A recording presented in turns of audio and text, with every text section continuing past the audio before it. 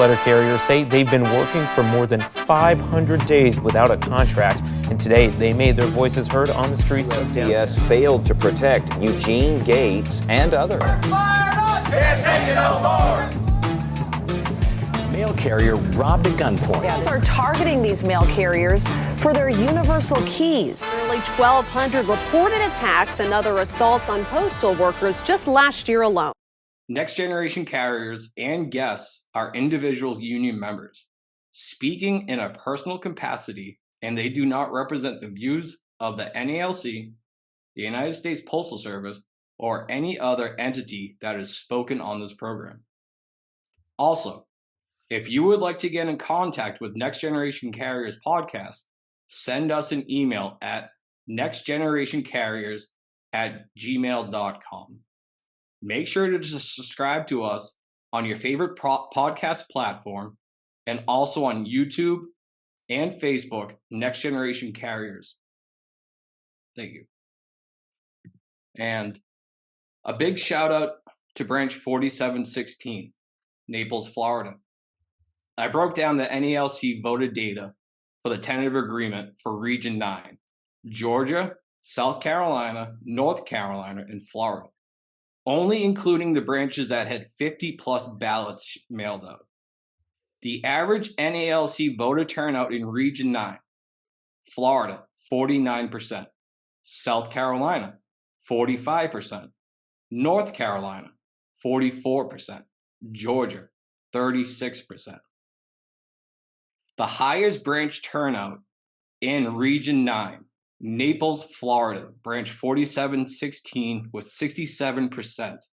Next up was Myrtle Beach, branch 4645 with 65% voter turnout. And third, Hickory, branch 1250 with 63% voter turnout. The Region 9 voter turnout percentage was 43%. The national voter turnout was 48%. So big shout out to all the members, all my coworkers of branch 4716 that mobilized during the parking lot rally on October 30th and for the Naples Wide Rally, November 11th. You all made some major history. The labor slogan, educate, agitate, organize, rings true and continues to be proven to be successful. An educated, organized workforce cannot be defeated. I want to read this real quick. To revive the labor movement, we need to revive class struggle unionism. Class struggle unionism is a form of unionism that challenges the control over our society by the super rich. The handful of billionaires who own the vast majority of resources in the United States and the world. Every part of class struggle unionism, from the guiding ideas to strike tactics to organizing techniques, is shaped by an understanding of this class struggle. For 100 years, up until the 1990s, class struggle unionism was the main alternative to bureaucratic business unionism. The dividing line between business unionism and class struggle unionism is simple. Whether you accept the very right of management to exploit labor of working people. The business unionists say as long as they got a fair day's pay for a fair day's work, they would accept management's control of the workplace and the economy. Class struggle unionists say no. Labor creates all wealth and view their unionism as one part of a bigger struggle against the billionaire class. We need to have a sober assessment of the situation we are facing and our prospects going forward. We are getting our asses kicked, and only 6 out of 100 private sector workers belong to unions. Most major industries are virtually non-unionized. Where remnants of unionism do exist, such as meatpacking, their established unions are bureaucratic and ineffectual. Our contracts have been decimated, and once strong pensions and strong healthcare programs have been gutted. Optimism only goes so far, and at some point, realism needs to take a hold. Let's be honest, we have no plan to revive the labor movement. For several decades, we have attempted to revive unionism within a political and legal system set up to benefit the billionaire class. It is not working. The owners of industry take in billions and billions of profits, creating a class of people with unimaginable economic and political power. Money is power. For unionists, this power shapes our unionism in more ways than we care to admit. This was just a few paragraphs from the book Class Struggle Unionism by Joe Burns. I strongly encourage everyone to buy it and read it. I'll pass this off now to Chris, my co-host. All right, thank you for that. Second greatest book ever, Teamster Rebellion. All I got to do a report back like that. So, all right. So I just want to share a little bit of the voting results for us in Branch 14, where Capone and I are both members of. So I'm in Branch 18, and I am proud to report we got a 33% to 66% vote to reject the thing, which was great. But the sad thing is, looking over the numbers for our region, 46% didn't vote, but I'm really proud of my local. I know my executive board ruled our motion to have the vote no ruled out of order, which I didn't think was great, but that's a long story in and of itself. But despite that, we really did hold it down and rejected it by a 3-to-1 ratio. So that was good. Capono, I will read off his results. You got my numbers? All right. I got your I number. don't have the book with me, so I was worried you're going to call me out. Right. Here's the thing. You announced Scottie Pippen, then Michael Jordan, okay, Capone? That's what I'm doing here. So I am going to be Scottie Pippen. Michael Jordan, on the other hand, now I thought these numbers were fake. It was so good. You had 8% of your local voted yes, 91.3 rejected it in local 764, and only 30% didn't vote. So that's amazing. Nice job on that. So rank 764. Give a little but bit. I know there's an asterisk, so here we go. It just means it wasn't counted. It didn't mean they didn't vote, but yeah, okay. It could have been spoiled. As many times as you tell people not to goddamn do this, they're going to. Do not write anything on the ballot. Yes, please. And I guarantee most of the ones that got not included were ones that got thrown out. But you say it 100 times. I understand people are angry. Yeah. But what's the point of being angry just to have your vote thrown out? Right. Read the instructions, too. When we do our local elections, the amount of people that don't do the ballot correctly, sign the envelope, all of that stuff. As we see, these votes matter. The minimal amount of people nationwide that vote, every vote matters. Do we have a percentage of what actually voted this year total? I think about 55%. It was the highest it's been. It smashed the record from last time. I do know that. Way more people turned out. That's a failing grade in school. Yeah. Yeah. And like I said, and that's the thing too, you do, like I said, now look, we like the middle finger should not be drawn on the ballot. The voting no is the middle finger, but like I saw people posting photos, piece of paper, right? Write on put on a sticky note, put it on the outside, write it on the outside envelope, but that was a problem. Separate envelope, just throw some extra mail. It's business. I could say make a comment on the NALC Facebook page, but you can't do that anymore. Didn't they open it up and then close it again? There you go. Right. They did. We mentioned it, and then maybe they realized it closed it again. Maybe they'll open it up again since we mentioned it again. They could. Hopefully. Maybe if you're listening, anyone there in the bureaucracy, that'd be great. But props to us. Our region-wide, it was for Region 14, every single major local except Burlington, Vermont, and Branch 51, Fall River. Those are the only two that were, like, some locals have 3 people in them.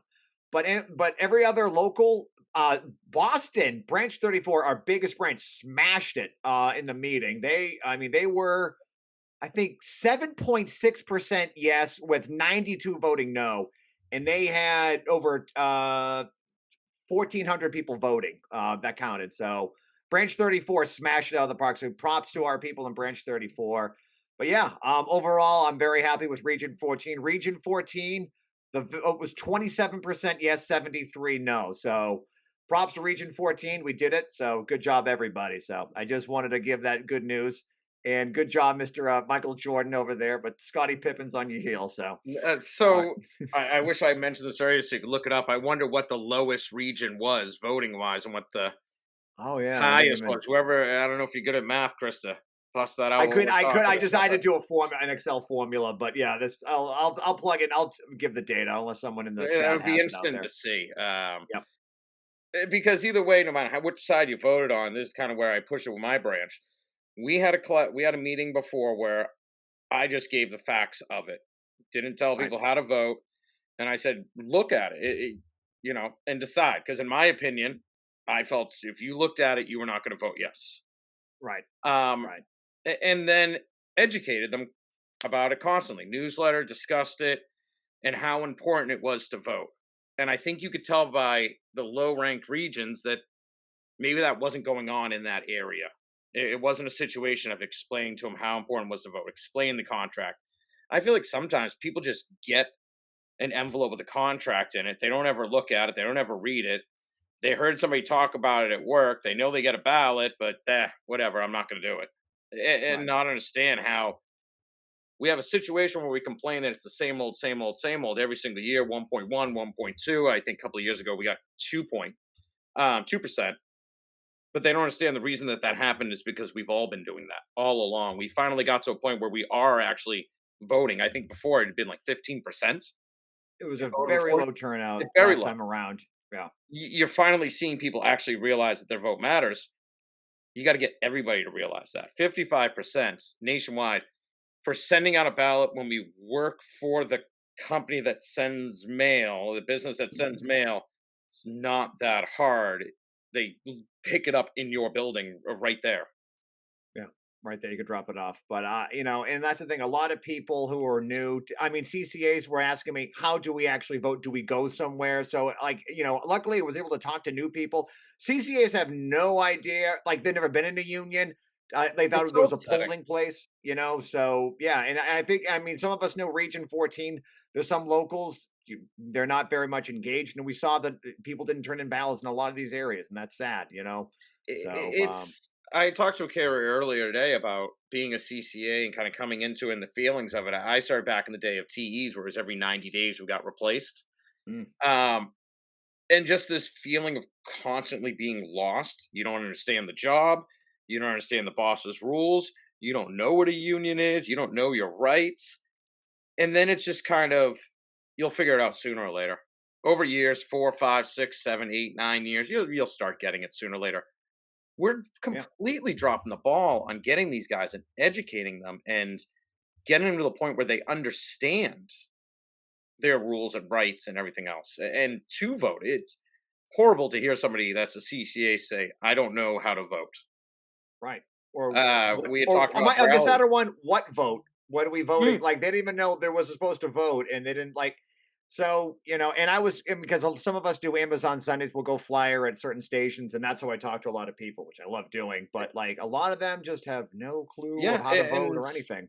as we had talked about at the rally, my daughter was setting up a tent, and two carriers came over to help her. Oh, thank you guys. Like, what branch are you from? No clue. Been in 1 year, been in 2 years.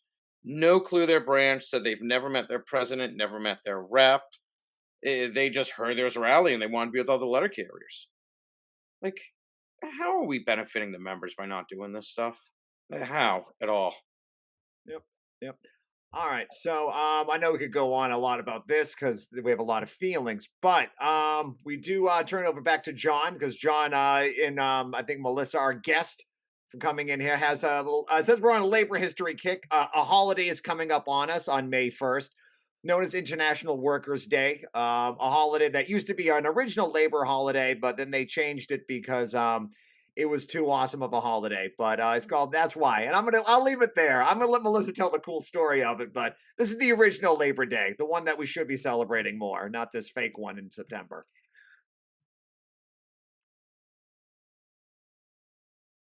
Did you want me to go ahead and jump in here? Yeah. Go right ahead. Yep. So yes, May 1st is International Workers' Day. It is because and it's called international because it wasn't just in the US, it was all across the country.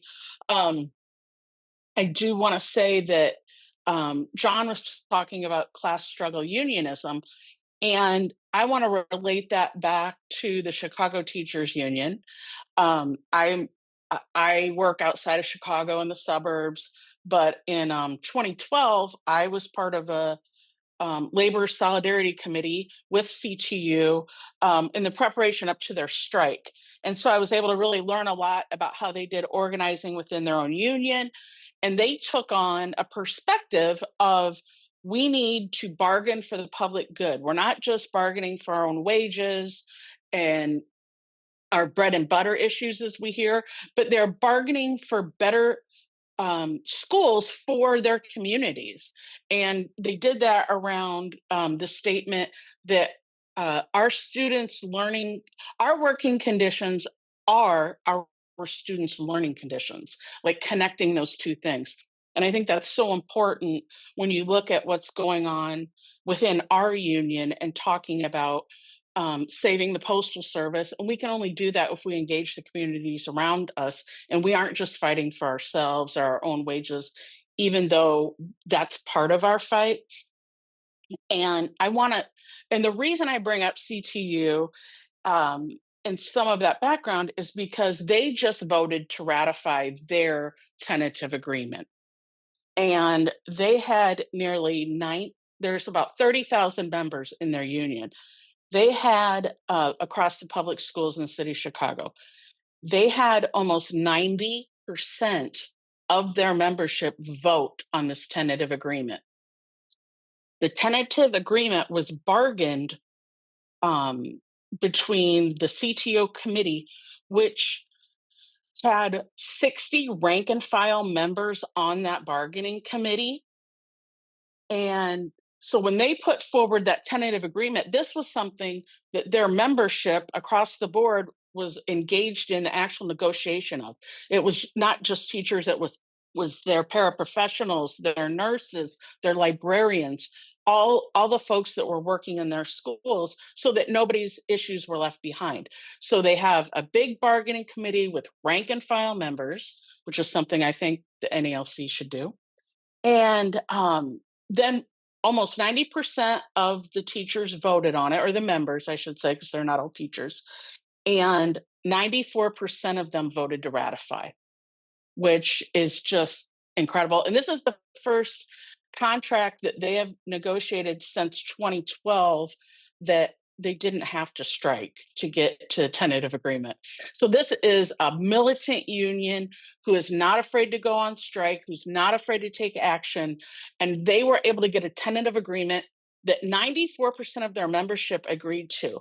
And that's because they have a class struggle unionism approach.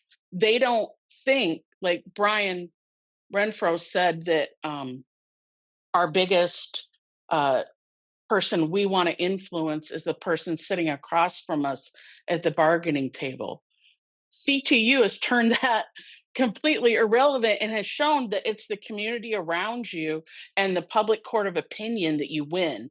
And that forces the person across the table from you to give in to what you want. So that's kind of some background here. And I'm talking about Chicago was the birth of May Day, right? For folks that aren't aware, there was something called the Haymarket Affair. Haymarket Books publishes class struggle unionism. They took their name from that legacy of the Haymarket Affair that occurred in 1886. So through like in 1884 and 1885, workers who were organized and unorganized were calling for an 8-hour workday, something we still haven't won in the NALC, unfortunately.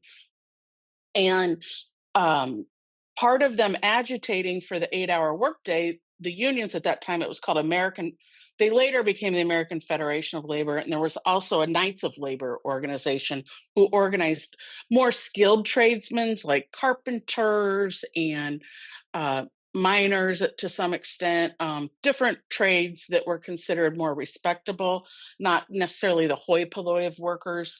But through their agitation for the 8-hour workday, they got more workers to join their unions because these workers were like, we have terrible conditions, there's child labor, some of us have to work 18-hour days, but these unions are advocating for the 8-hour workday, so what the hell, why not join them? So there have been a lot more job actions through 1885. There was like record number of strikes and workers organizing leading up to May Day of 1886. And in Chicago, it was kind of considered the heart of the 8-hour workday struggle. It was very militant. There was a lot of left-leaning immigrant workers who helped lead the strikes. And they went out on strike on May Day because at that time, workers across all industries walked out on May Day to protest and to demand the 8-hour workday. Then at what was called the McCormick Reaper Works in Chicago on May 3rd, they made like farm equipment. 6 workers were murdered by cops who were trying to attack them in their picket line. So the leaders of the 8-hour workday struggle in Chicago called for a rally the very next day at Haymarket Square on May 4th. And the cops showed up right towards the end of the rally and were trying to agitate and attack the workers. A bomb went off. There were, I think, 7 cops killed and 4 workers that day, meaning 10 workers over the 2 days. And this then created the opportunity for the state to go after the leaders of the 8-hour workday in Chicago. They arrested like 7 of them. 4 of them they put on trial. It was, a kangaroo court type situation. 4 of them were hung because they said they incited the riot.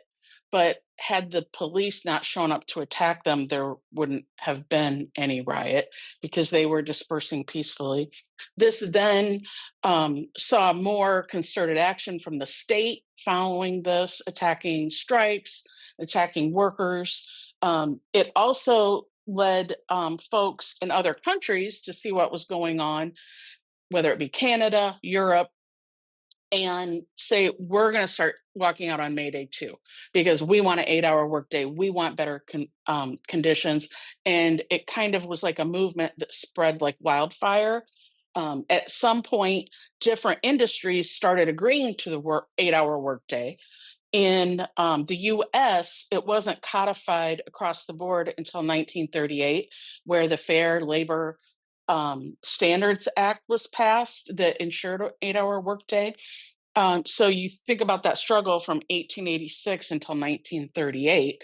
Things aren't won by workers necessarily overnight, but all of those struggles matter all along the way until the point where they did win the 8-hour workday on a federal level. And I bring up some of this background because coming up on this May Day, there is organizing going on for unions, immigrants' rights groups, and all kinds of groups that advocate for workers to come together and organize for May Day in their communities. If folks want to check out maydaystrong.org, you may find rallies that are being held and organized in your locales. I can speak personally. I've been involved with organizing here in Chicago since like January. On Saturdays, we've been going in. It's labor unions, it's immigrants' rights groups, it's groups that represent unorganized workers, it's community faith groups. It's all across the spectrum. And the lead organizers were the folks that set up the 2006 May Day March in Chicago that saw over 500,000 people show up, because at that time they were trying to pass regulations. It was called the Sensenbrenner Bill, where they were attacking immigrant workers.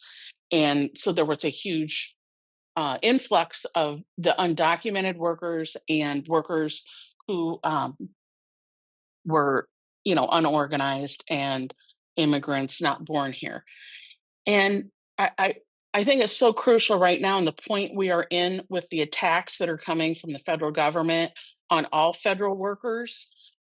We've seen union workers, I'll name a few of them. Alfredo Lelo Juarez was picked up by ICE because of his farm worker organizing.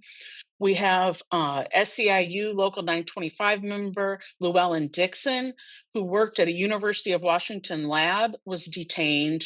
SEIU Local 509 member Rumeysa Ozturk, and I'm probably not pronouncing that properly, a graduate student at Tufts University who was disappeared off the street by ICE. There's some really chilling video of that where she's just walking down the street. They come up in masks and black gear and don't identify themselves and basically just handcuff her and take her off. She's here legally, by the way. Okay, she's documented. Not that it's okay to treat anyone in this manner, because everyone is afforded due process, supposedly, in this country, regardless of your citizenship status. And there's two people that maybe a lot of folks have heard about.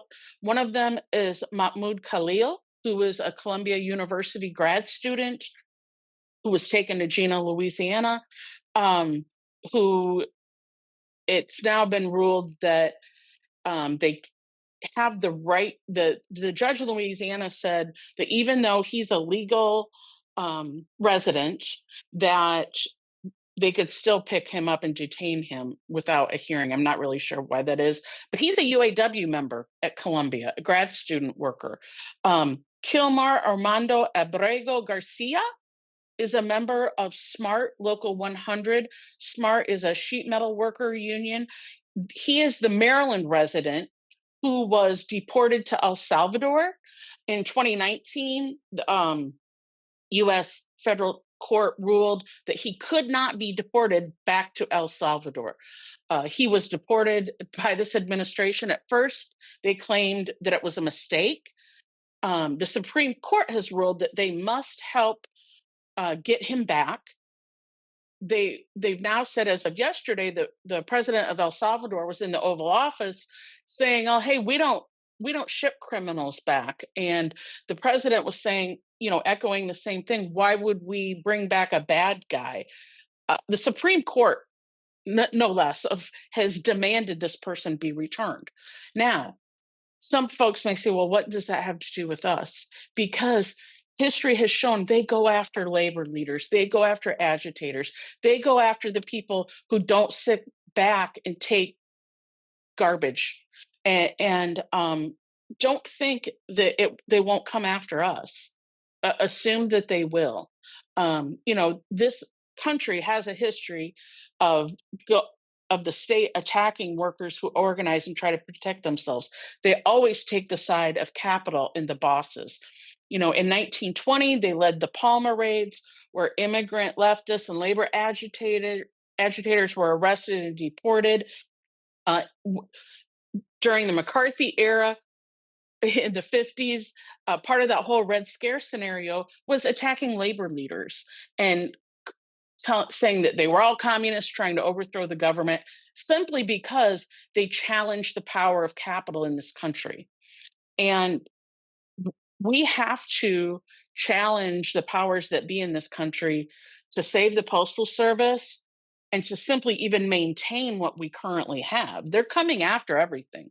They're coming after our pensions. They're coming after our health insurance. They're coming after our jobs themselves. And this is a reality. And throughout history, the only way to do that is for workers to organize and fight back. And May Day, now, here in Chicago, they're organizing a lot of unorganized workers to walk off the jobs on May Day, which it's a concerted federal action. They can't fire them when they walk out en masse. And they're having actions all through May 5th. And it's important because we've got to all stick together or we will fall separately. They'll come after us one by one by one. And, that was even talked about, that some of these attacks on the public sector federal unions, that, they were going after the Department of Education and Social Security first, and then they're coming for the Postal Service. And in this budget reconciliation bill, it's very possible and likely that they will be coming after us and trying to take away some of our benefits by writing it into that budget reconciliation bill that doesn't need a filibuster proof majority because some senators already caved and gave them the right to put it through without a filibuster. So get ready, folks, because we're going to have to mobilize to stop these attacks. And at this point, just keep our heads above water and keep us from losing things we already have, not to mention of how much more we need to fight for. Cool. Thank you. So I'll stop there. Yeah, I'll wrap up with Albert Parsons. He was an anarchist. He was one of the persons hanged out of the Haymarket affair. Out of the Haymarket affair, not one person was discovered on who threw the bomb. The state murdered these anarchists, socialists, and communists, not because they threw the bomb, but because they were organizing. And we need to understand that capital protects the First Amendment for themselves. The First Amendment has never been for the workers. The workers have always fought for their freedom. Women have never fully had freedom of speech. The Black community has never had the freedom of speech. They still don't. So it was always labor. You go into these company towns in the 19th century and the 20th century, it could be a coal mining town or a fucking, out in Washington State, a log mining. The company owned your house. They owned the bar. They owned everything. So you were never able to organize a union meeting without the threat of the state coming after you. So the IWW and all these early stages of the Knights of Labor, the TUEL, they fought to protect and advance the First Amendment right that we have now as the union workers. We take this for granted. Communists, socialists, and anarchists, the ones that we frown upon now, fought and died for these gains that we take for granted.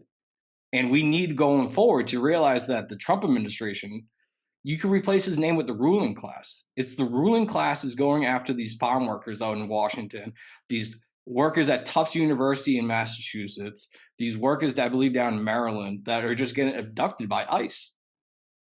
It's capital. The ruling class is afraid of labor.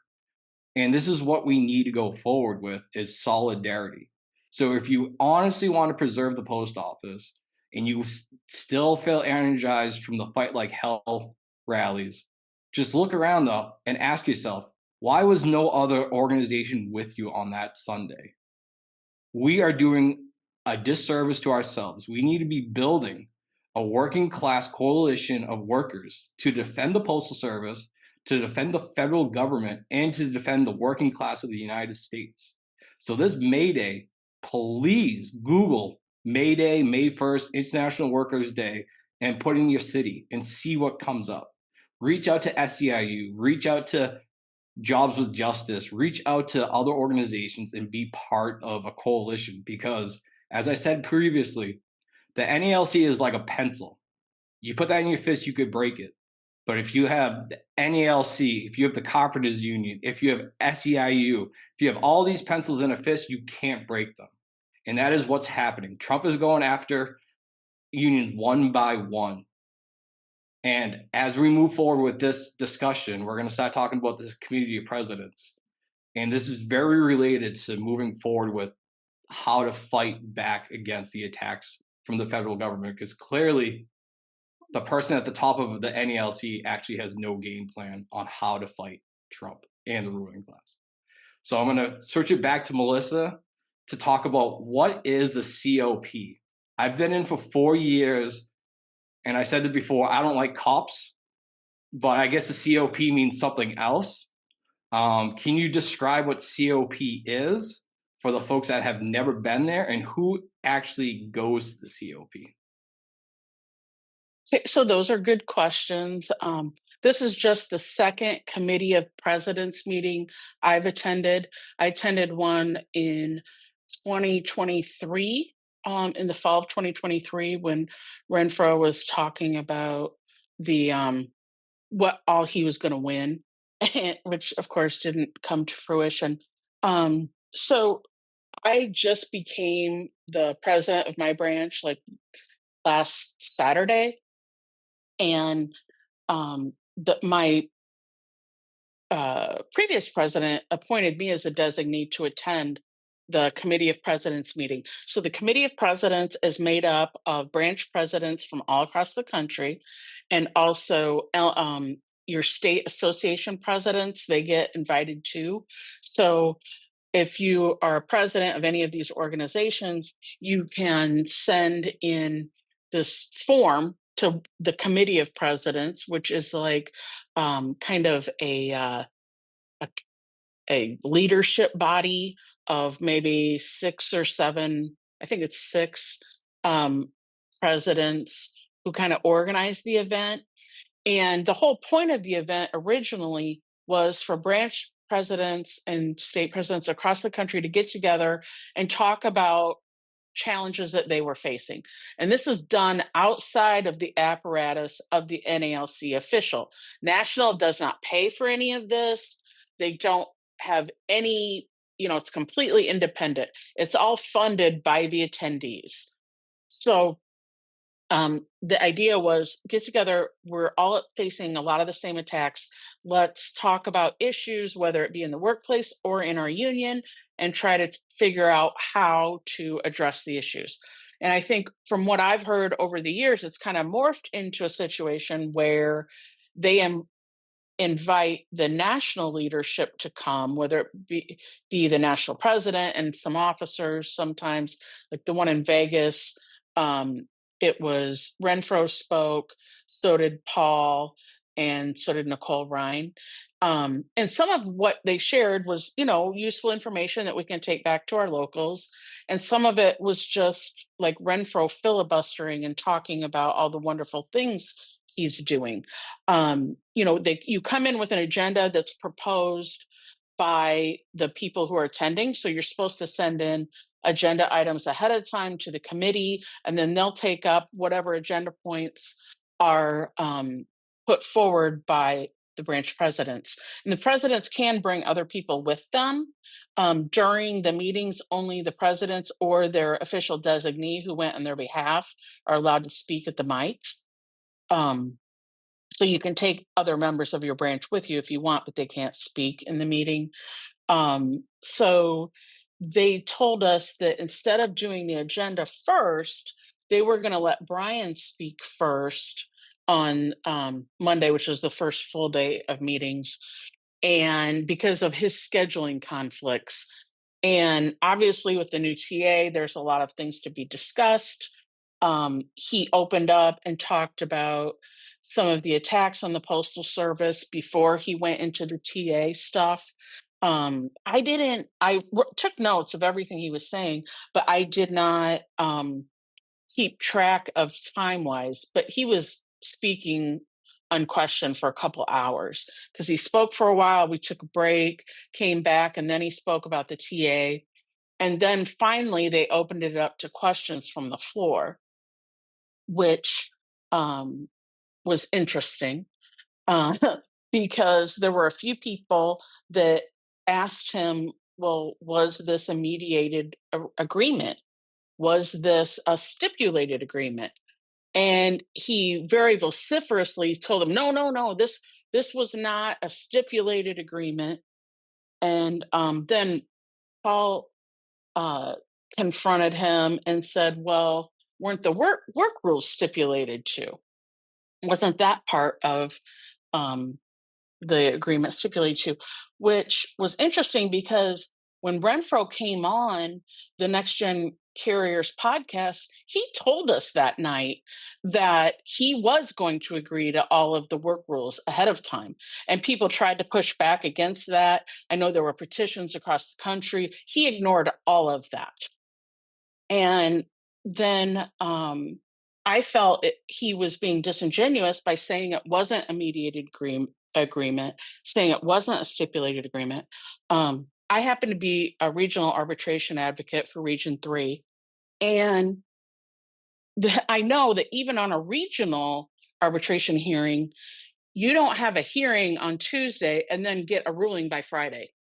And that's even on a very simple case. right? The arbitrators get study days. They write very detailed statements about what happened during the hearing. And the other thing arbitrators do is they're very precise in their wording in general. I'm not saying that there's ever some slip ups or whatever, but especially a national arbitrator is going to be very precise in their language, and he is going to choose certain words because that's exactly what they mean. And after Renfro has said, well, no, this wasn't stipulated, even though he said, well, yes, I did stipulate the work rules, but no, it wasn't a stipulated agreement. And I'll let Paul talk more about what he specifically said to him because it was ridiculous. But I decided, well, I'm going to go to the mic. And I had two excerpts from the arbitrator's ruling. And I read both of them verbatim. The one is that the agreement provided that I would conduct a mediation before convening a formal hearing. The agreement authorized me to issue a final and binding award based on the parties' presentations, agreements, and stipulations during mediation. That's at the bottom of page 1. Then on page 3, he refers to himself as mediator/arbitrator. And then at the bottom of the page, he says, the mediation sessions took place in Washington, D.C. on March 17th and 18th. Both parties were represented by counsel and fully presented their positions.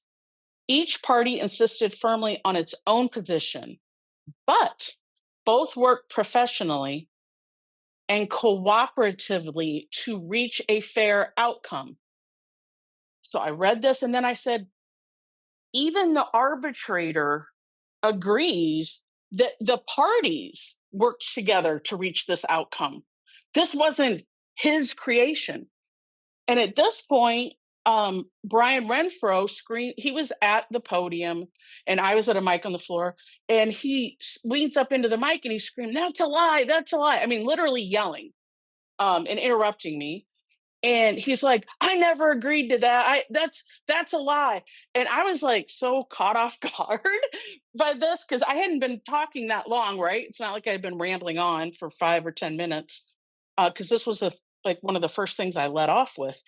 And I said, I don't know what you're talking about because I just read what exactly the arbitrator said. What motivation do they have to lie? And I certainly have no motivation to lie. I'm just reading what they wrote. And it's very clear from what he wrote of what he thought the process was. So I guess you're calling the arbitrator a liar? I don't know. And at that point, then I just continued on with what I had to say. He tried to interrupt me. I know the chair told him to stop and let me finish what I was saying. When I was done, I walked away from the mic and I asked him, I said, because he made the remark that this was, his exact quote was, this was the best we could get in this environment. And I said, Brian, that's what you told us here today. So maybe it wasn't a good idea to wait 600 days before you settled this agreement. Had we maybe taken action a year ahead of time, we wouldn't have been in the conditions we're in today. And I certainly hope that we can learn from this experience and use that going forward. And what did you learn from this experience that you can, take forward, going forward, learn from this process? He doesn't give any specifics, of course. He's like berating me after I go and sit down. And I was sitting kind of towards the front, not too far away from him. So I stood up and I was talking back to him, of course. I shouldn't have walked away from the mic, but I just felt like I've said what I had to say and I'm walking away. And he said, well, circumstances change while we're bargaining, and we have to keep that in mind. Well, I guess we do, but you didn't. So that was kind of the big blow up that happened. I have to give a shout out to Ricardo Guzman from Branch 70 in San Diego, because and the thing is, I've been yelled at by plenty of men in my life who didn't like me challenging them or disagreeing with them. It's pretty shitty when it's the president of my union. And I've been a member, I started carrying mail in 95. So I've been a member of this union for a very long time. I carried mail for 27 years before I became a full-time officer in my branch. I'm an arbitration advocate for the region. I was a shop steward starting in like 2012. So I've put in a lot of hard work for my membership. And 85% of my members in my branch that voted, so we had 54% of the members in my branch voted. We have about 1,800 active members. 54% of them voted, which is probably twice as many that normally vote in my branch. And that's because we definitely tried to encourage people to get out and vote on this agreement, regardless of how they voted. We did pass a resolution to recommend a reject of the agreement, and 85% of my members voted to reject this agreement. And I told Brian, I am here to represent them and demand better because they wanted better. And they didn't just vote down this agreement because of the paltry wage increase, although that is abhorrent. They voted it down because the work rules are bad too. But you ignored all of that and just did what you thought was the right thing to do, when that's not what the people on the workroom floor were telling you. So I'll stop there. Let some other folks talk about things that went on. But Ricardo Guzman, San Diego branch 70, went to the mic after me and told Brian that he had a lot of nerve calling anyone else a liar based upon his past experience. He's lied to the membership again and again and been caught in those lies. And it's extremely disrespectful that he would speak to a fellow union member, a sister, if you will, in the manner that he spoke to me, and the disrespectful tone that he used, and literally screaming at me. I can handle my own, believe me, but I did appreciate his support and calling out that bullshit, because it means a lot when you know that the other people in the room have your back. And throughout that whole weekend, I can't even tell you how many people came up to me and said, "Thank you. I agree with what you said. It was bullshit the way he spoke to you. Keep standing up for what's right," and that kind of thing. And I always try to keep in mind that, when I speak, I'm not speaking for myself, I'm speaking for my membership. And I also understand that courage is contagious. And if I'm willing to stand up and speak the truth to someone who's a pathological liar, that maybe if it even inspires one person in that room to do the same, I've accomplished something.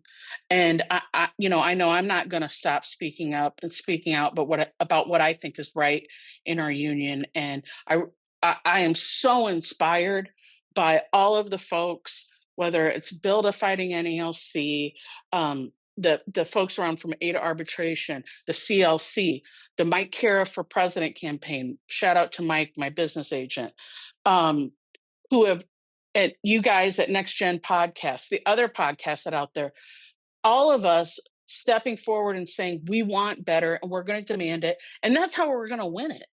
That is how we are going to win it, by having these conversations, by talking to one another and figuring out the best ways forward, and organizing ourselves to fight the inappropriate leadership in our union, as well as the challenges outside of it.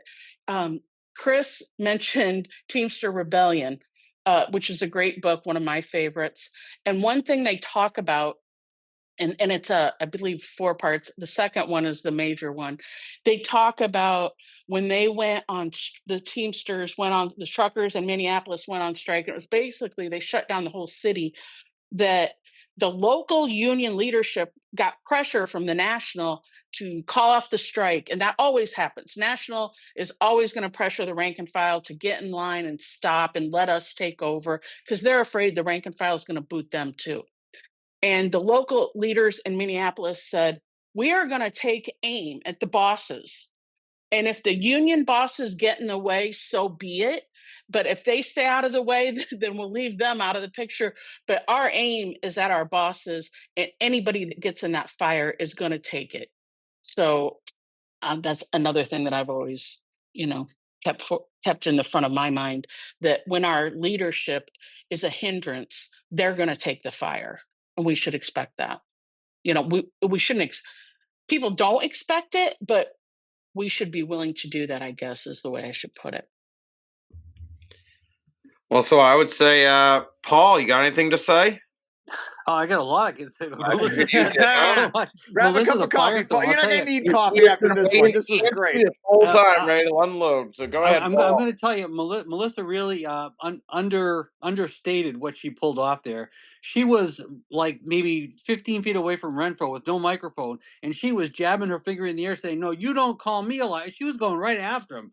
I was like, holy shit. It's like, we weren't supposed to record anything, but I really wanted to record that. She was going right after him. I think so when Brian first went on, he was talking about the contract. Then he wanted to move on to legislative issues, and somebody before me stopped him and asked him a question, and then we just started lining up because he wanted to move right along and get the contract talk behind him, because I think he knew that he pushed some buttons. And with me, it was just a couple of things he said. First he said that he gave the arbitrator permission to bring up anything in the tentative agreement that was failed. Now, that kind of bothered me because I thought he was going in there for one or two issues. Then he said that the arbitrator commented that Brian and Tolino had agreed on a lot of items. So those two things, I get up and I asked him both, and he denied it. He said, "I didn't say that, brother." And then I said, "Well, you certainly said that the arbitrator commented that you agreed on a lot of issues." And he goes, "I didn't say that either, brother." And I think somebody, it might have been Melissa, said, "You said that. Everybody just heard you say that." And then he made a comment like, "Well, what's your point? What's your point?" And then I said, "Well, my point is, did you stipulate to the work rules?" And he said, "No, we didn't use the word stipulate. This was not that kind of agreement." And then I think like Melissa, I went into advocate mode and I said, "Okay, Brian, did you or did you not agree in mediation prior to the deliberations beginning that the work rules would be accepted as written in the failed tentative agreement?" And that bastard said, "I sure did." As smug as you can fucking believe, he just admitted to it. It's what we've been guessing all along, but he just fucking came out and said it. He didn't care. He didn't care. He was. I don't know what your take is, Melissa. You were in the room. I didn't see anybody in that room really supporting Renfro. Did you feel that way too? I felt that he was kind of just getting punched over and over again, which is fine with me.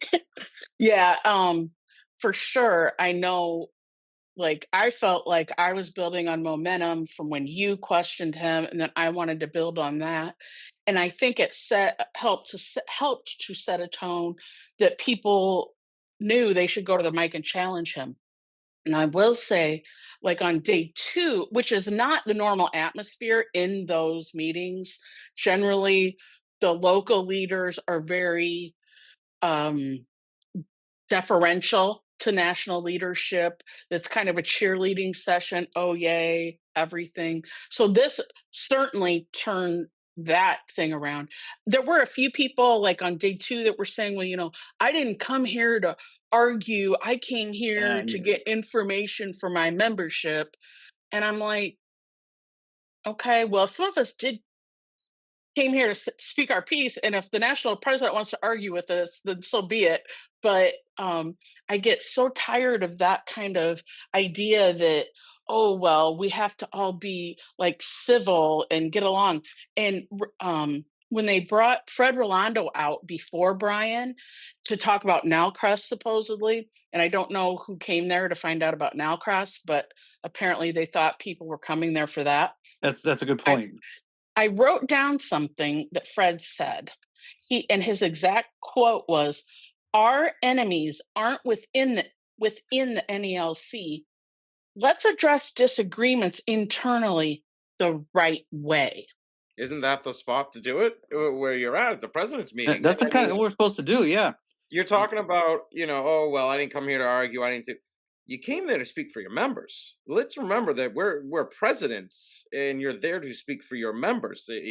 member comes up to you with an issue, it is your job to bring it to that higher level, especially if a lot of your members are mentioning it. Paul, you mentioned he says moving on. I mean, my question is whose meeting is it? Y- Wouldn't the Well, president decide when to move on? so yeah, exactly. Renfro had this thing going. He pulled this on me last year, where if he's talking and you try to get a point across, he says, "Don't you interrupt me, brother. I'm speaking right now. You will respect me." I mean, it's so pompous, and yet he was interrupting people like Melissa and everybody else. At one point, I think it might have been when he was interrupting Melissa. I said, I said, "Calm the fuck down," because he was. I'm serious. I Of mean, he course was you did, just he was Paul. just going after people, and Mhm. he's so arrogant that he doesn't even realize that he's cutting people off because he thinks he's got the most important voice.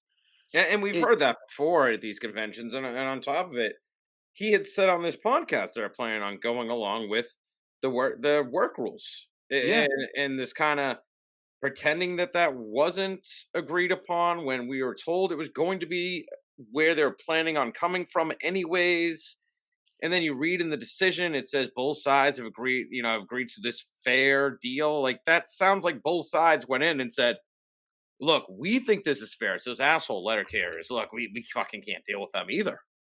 So that's one of the things that gets me too. So when Melissa was saying that this was a mediated, negotiated decision between the two sides, some of the stuff like y- um, being able to refuse the overtime and not be disciplined, or even working over 12 and 60. Some people might say, well, that benefits the membership. There is absolutely no benefit to reducing the fixed office time. That's something you're giving back. So, in order to do that, you're negotiating. You can't go in there and say, I'm agreeing to all these things because they're good for the membership. That is not good for the membership. No matter how many times he says it, no matter how many times he tries to dress it up and put sprinkles on it, it's not good for the membership. So this was a negotiation. I mean, I don't know how long ago he had made this agreement, but this was all negotiated. This was not something the arbitrator came up with. This was something that they came up with behind the scenes.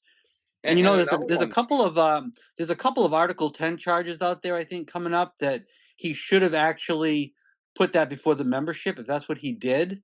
Um, I mean, I think those are viable charges. I don't know if they're going to fly because of how desensitized the executive council has become to charges. I think they just pretty much brushed them all away now. But So I think, you're talking about the Mike Cariff charges, and since you bring up Mike Cariff, that brings a good point. He was on our podcast, and he had discussed how I forget what article his team worked on, but he said, like, we had a team, we worked on this article, and then he goes, none of the points that we had used were ever used in the negotiations. So I'd really be interested to see, where did all these rules come from? They say that they have teams that work on each article and present their opinions. And Cariff said the team he worked on, not one of the articles, things that they brought up were brought forward. Is that how this whole thing went? And decision was made that, hey, this is what we want to do. so I guess this is where I can talk about my amendments in my resolution because this is the yeah. Thanks for the segue. So this is the sad part. The national president has absolute control over our contract negotiations. He could go in right now for our next contract, and I'm not saying Brian Renfro. It could be the next president. It could be one down the road. They could go in and say, "I'm abolishing all of the pay tables. Every carrier is going to make $10 an hour."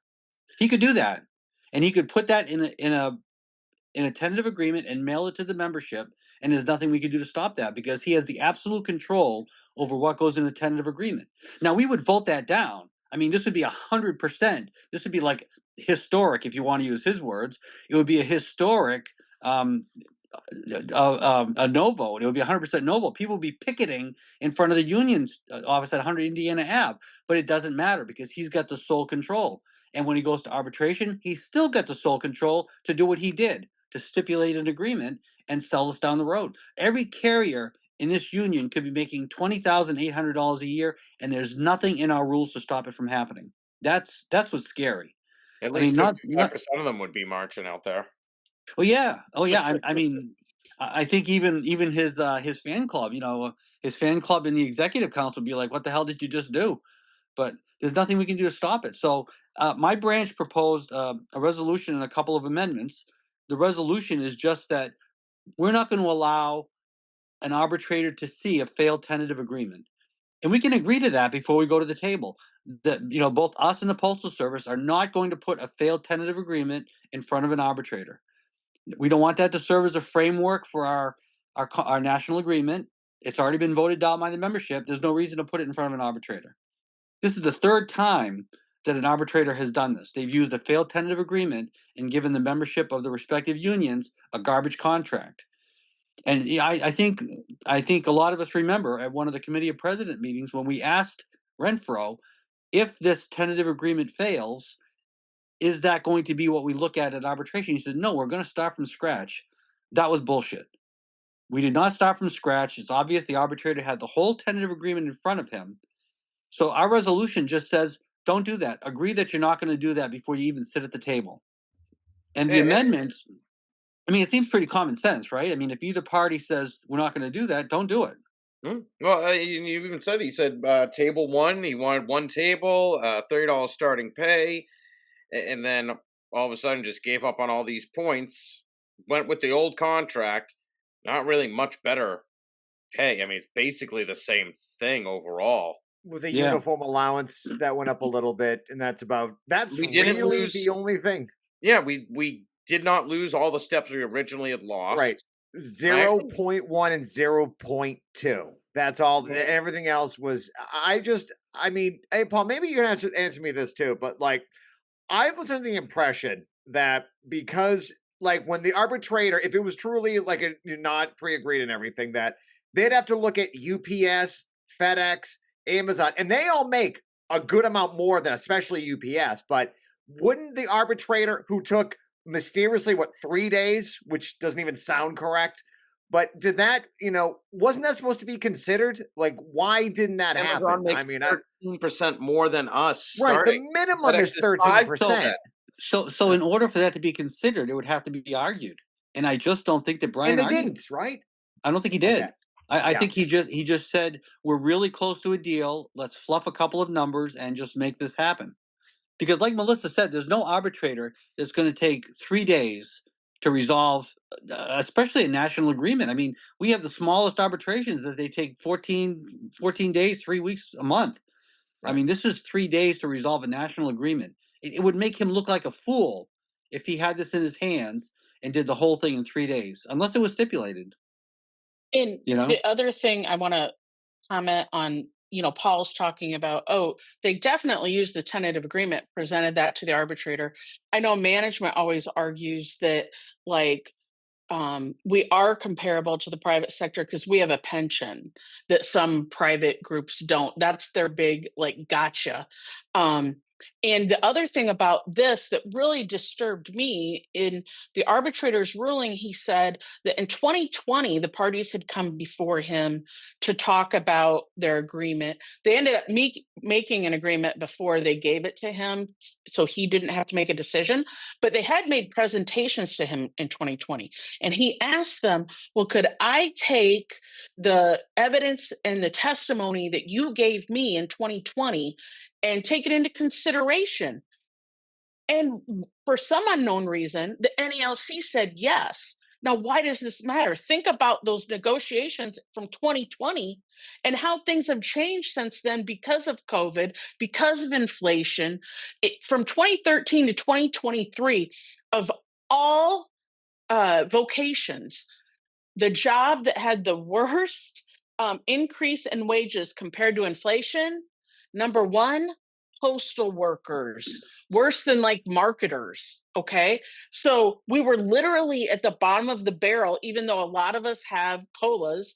And part of that's driven by the lower end of our wage scale, right? And our new hires and the higher percentage of our new hires. So conditions were so much different during that 2020 negotiation than they are now.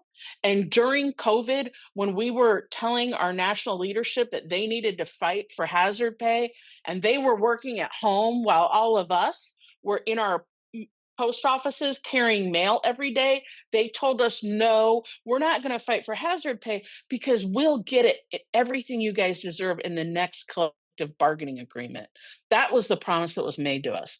And that was just another promise. Yes, it was a bargaining point. And that was another thing that all just went poof up in smoke, and that he would allow those 2020 testimony to somehow have precedence now. It makes no sense whatsoever. I don't remember COVID being argued in this at all. John Cruz, I know you were there. Do you mind hopping on? Because I had heard you had a little bit of a yelling match as well at the COP. Yeah, well, my issue was the fact that he override my bylaws. There's something that's been in my bylaws about reinstatement fee, and it's been in the bylaws for over 30 years. And in 2019, they did an adjustment to those bylaws, that same section about the reinstatement fee, and it was approved by Paul Bonner, Jim Yates, and Manny Peralta. So what he did was, there was a member that was, she was dropped due to the fact that she wasn't paying her union dues. She wasn't paying her union dues. So I sent her numerous letters. So what she did, she got in contact with them directly, and he sent me a letter telling me that my reinstatement fee was inappropriate, and I had no right to do to have that in the bylaws. I wasn't the president in 2019. I became president in 2020. So 2 days later, I received an 1187 stamped by Nicole Ryan, and then they signed it back up. But in the same letter that he sent me, he told me that I have to try to fix this with the young lady, with the member. Didn't even give me an opportunity to change it. Didn't even give me an opportunity to address it with her. So he just went and overrode it. Now, me and Brian have some history. And I'll go back to 2020. Everybody talks about strike. Everybody talks about what strike is, that we should go on strike and this and that, right? I was put up for removal for sanctioning the strike. Hold on a second, over there. I'm sorry, my daughter came in because my grandson needs something. Sorry about that. In 2020, I was put up for removal. Even though I was a full-time officer, I was put up for removal from the United States Postal Service for sanctioning a strike. And the reason why, in March, the COVID hit, and I went to visit a station, and this was all new to us about COVID. So when I got to the station, all my carriers were outside. They were outside, so they refused to go inside. So I stood by them, and we stood outside. We stood out there for 10 hours until they came to clean the station. They never cleaned the station. The carriers went home at the end of the 10 hours. At the end of the 10 hours, they went home. After they went home, I stood there for a couple of more hours until finally somebody showed up about 8, 9 o'clock at night, and they cleaned the station. So the next morning, all the carriers came to work, and I made sure that we went in, they went to work, and I stood there with them that morning to make sure everything was okay. Next thing you know, they called me into the office to do a PDI, to conduct a pre-disciplinary interview with me. And I reached out to my MBA at that time. And my MBA said, reach out to headquarters. I reached out to headquarters. At that time, Fred Rolando was the president. And Fred Rolando, in an email, says to me, I'm going to sign Brian Renfrew on this case. So I reached out to Brian a few times, waiting for him to get back to me, So now the grievance is already in the process. It was already, a few months went by, it was already in the process. I said, Brian, I need some help here. I'm a full-time officer. I'm being targeted. They put me up for removal. Then when they put me up for removal, they also put up all 55 letter carriers up for removal at the same time. So now I'm by myself. Brian says to me in an email, I'm going to get back to you in a few days. To this day, as I'm talking to you guys, Brian has not gotten back to me. I'm still waiting for him to get back to me. Now, what happened? What happened, right? There was always bad blood between me and Brian because of this. Yes, it was, because I had 55 plus carriers put up for removal. So what I did was I went through EEOC. When I went through EEOC, I filed labor board charges against the post office. I did everything by myself. We even went to arbitration. We ended up in we ended up in arbitration. So when I did the EEOC and the 55 letter carriers that were put up for removal, my MBA settled all of his grievances, all of their grievances, as a 14-day for 2 years for sanctioning a strike. 55 letter carriers ended up with that. Bad language and everything, pre-arb, all of those. The only one that they tried to make an example was myself. So now, I'm not going to tell you if I could do it tomorrow again, I'll do it again tomorrow. I don't care. I love to hear when you guys talk about strike, because if they tell me let's strike tomorrow, I would do it. I know a lot of people get mad at me about it, but if they tell me let's strike, I would do it with the membership tomorrow in a heartbeat. So for 369 days until I was in front of an arbitrator, until I got in front of an arbitrator, and as we walked into that room, the arbitrator tells the advocate for the post office side, I don't see this as a strike here, so I advise you to settle this right here, right now. The arbitrator tells this to the advocate. The advocate caught a nervous breakdown from the USPS side. They had to call the ambulance. Caught a nervous breakdown. They had to get another advocate in right then and there. The advocate signed off on a pre-arb and cleared everything off. But you know what bothers me the most? That for 369 days, they did not let me into one post office. I cannot walk into a post office, even though I was a full-time officer. And I reached out to Brian so many times to help me out. And I told him, Fred Rolando assigned you to this. And he never got back to me. So you know what? I have 3,600 members. 3,600. My membership suffered. My membership suffers. So you know what? This is not just because of me. This is for my membership. And when the way I feel about this motherfucker is not easy. So let me tell you, wherever I see him, wherever I see his feet, I want to see his head. If you understand what I mean by that, because he hurt my membership, and my membership is when my membership suffers, I take it personal. So that's, those are the words that I had. And let me tell you, I was this close about jumping on that stage and whipping his fucking ass. I'm being honest with you. A lot of guys know I have a very bad temper and I have a short fuse. And, and what I don't understand is, why does he walk around with a bodyguard? Well, who's paying for that bodyguard? Okay, the bodyguard was sitting outside. Wait, is this why I didn't? I don't remember at the rap. Okay. I don't remember one. Okay, I wonder why now.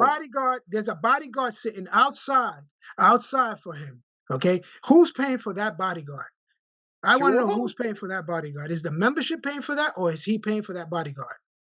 And this is what he does. He walks around with a bodyguard. But you know what? If he was a real president, if he was a true leader, he would have 290,000 bodyguards protecting him every day.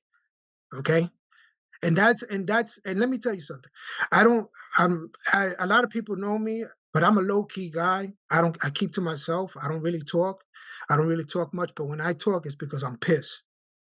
That's it. And Richie Ray is here. Richie Ray works with me. Richie Ray is my full-time officer. He's my second vice president. And Richie Ray knows the way I am. I keep to myself. But when you hurt my membership, I take it personal.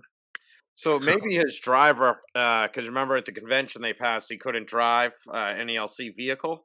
So that could be his driver.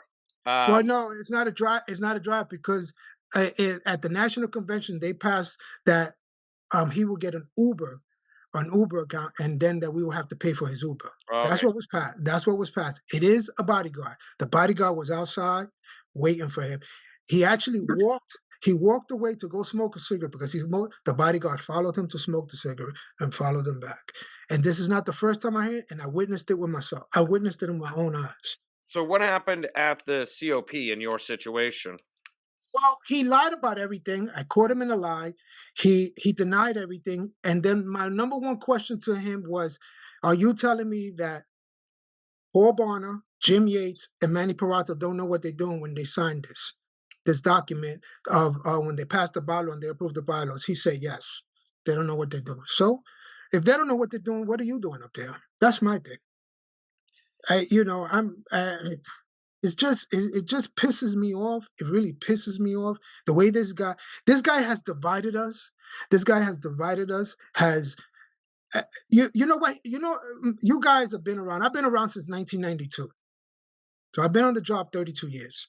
I came on the job when I was 18 years old. And let me tell you one thing. I've known management, and when management is on the workroom floor, what does management do with letter carriers? They divide us. They like to divide us. They like to conquer certain people. That's what he's done with this union. He has destroyed us. Let me tell you something. Vinny Sombrado is turning in his grave right now. I tell you that much. Vinny has put this union somewhere that he has destroyed us. He has not been a great leader. And you know what? The guy's a smart guy, but just because he's smart doesn't mean he has common sense, because he has none. And let me tell you something. I've learned in life, and I'm sure you guys heard of Brooklyn, New York. I'm a kid from the street. I was raised in the streets. I'm not telling you I'm a badass. I'm a tough guy, but I know the streets. You understand what I'm trying to tell you? And when you're a liar, and we know how to read certain people. When you lie, you gotta lie to protect your lie, and then you don't remember your lies. And that's what he does. And that's all he does. Listen, I've always said this: if you fuck up, sorry for cursing. Can I curse? You can curse, brother. All right. You're only allowed 3, though. Then after that, it's $1. Okay, no problem. Right. So if you fuck up, face your fears. Address it, and the membership will respect you better and say, "Hey, listen, you know what? I'm sorry. I did this wrong. Let's do it like this. Help me understand." Maybe there's something that he's not comprehending. Maybe there's something that he's not comprehending. Maybe there's something he doesn't understand. Because if we all voted no to this tentative agreement, why are you still doing what you want? And I understand he's a narcissist. I understand that. Narcissism. But you know what? The membership always comes first, because the membership is what puts us where we are today. All of the committees of president, everyone that goes to that committees of president, why are we there? Like Melissa said, like Paul said, we're there because our membership put us there. And we're there to take back to our membership. Our membership believes in us, trusts us. And guess what?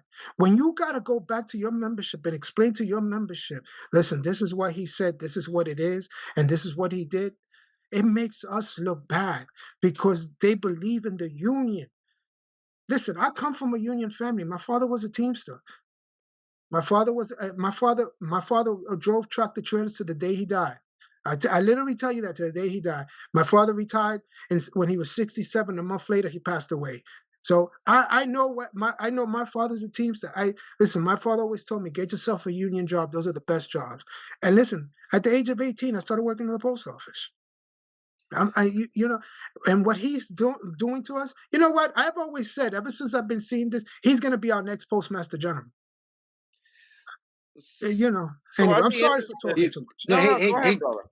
I would just be interested in how does the COP get the power back to have it be their meeting again? Because it seems like I'm getting a lot of, it has now become the NELC events, when the theory of it and the way it's run is that it's for the presidents to get together. I believe I've heard in the past it is honestly been a time that presidents have gotten together and talked about how to affect change in the NELC in general without the NELC in there.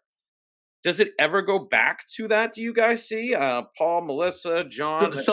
Actually, Howie Khomeini came to the microphone and off the stage, because he's one of the board members. He came off the stage to the microphone, and he was yelling at what it's become too. He was talking about how it should be that the national president is sitting at the back of the room, listening and taking notes. And when we're all done talking, he can come up to the microphone and he can yell at us if he wants to, but he should listen first.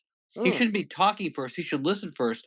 And I don't know if it was you or Melissa, but you're absolutely right. This isn't the place to sell the letter carrier political fund. I understand it's important, but we're not there to buy a vacuum cleaner. We're there to solve our problems for our members.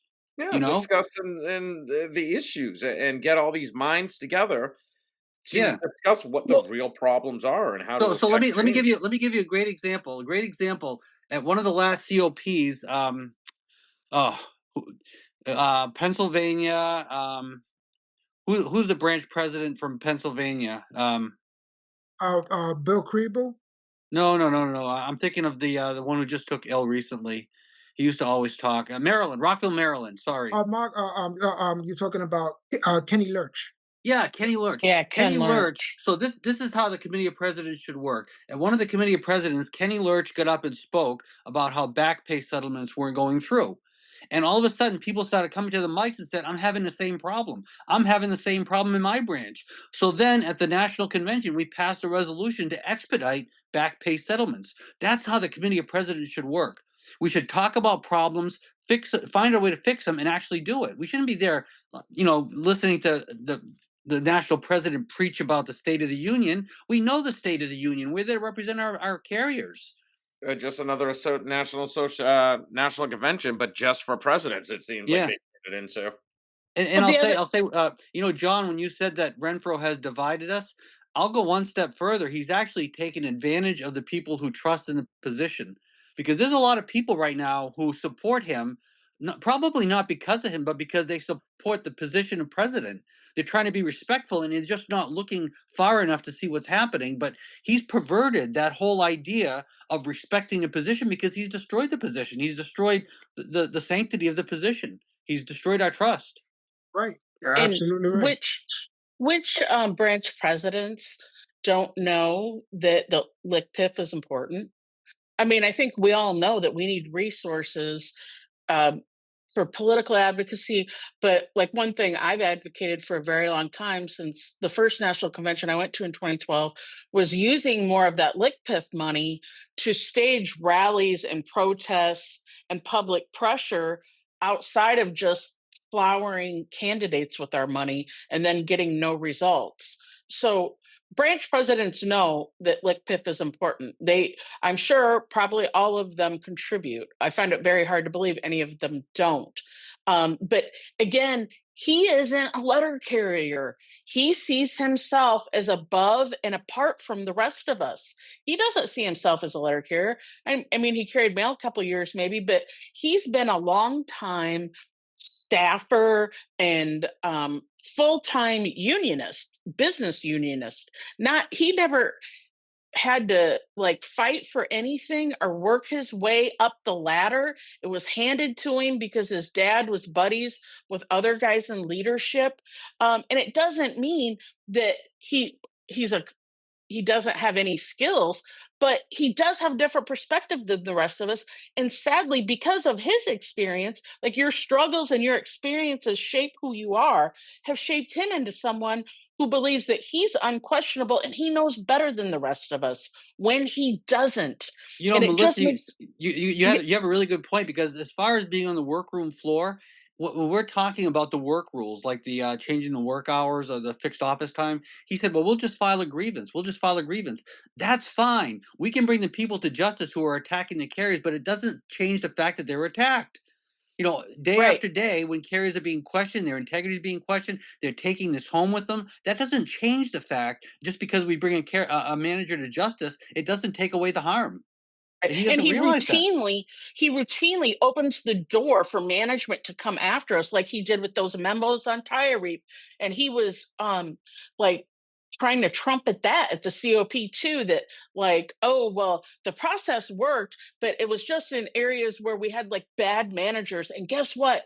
Management has gotten rid of them. And I'm like, are you really that fucking stupid that you think management is going to just put better managers in there and it's going to fix everything in that tire reap process?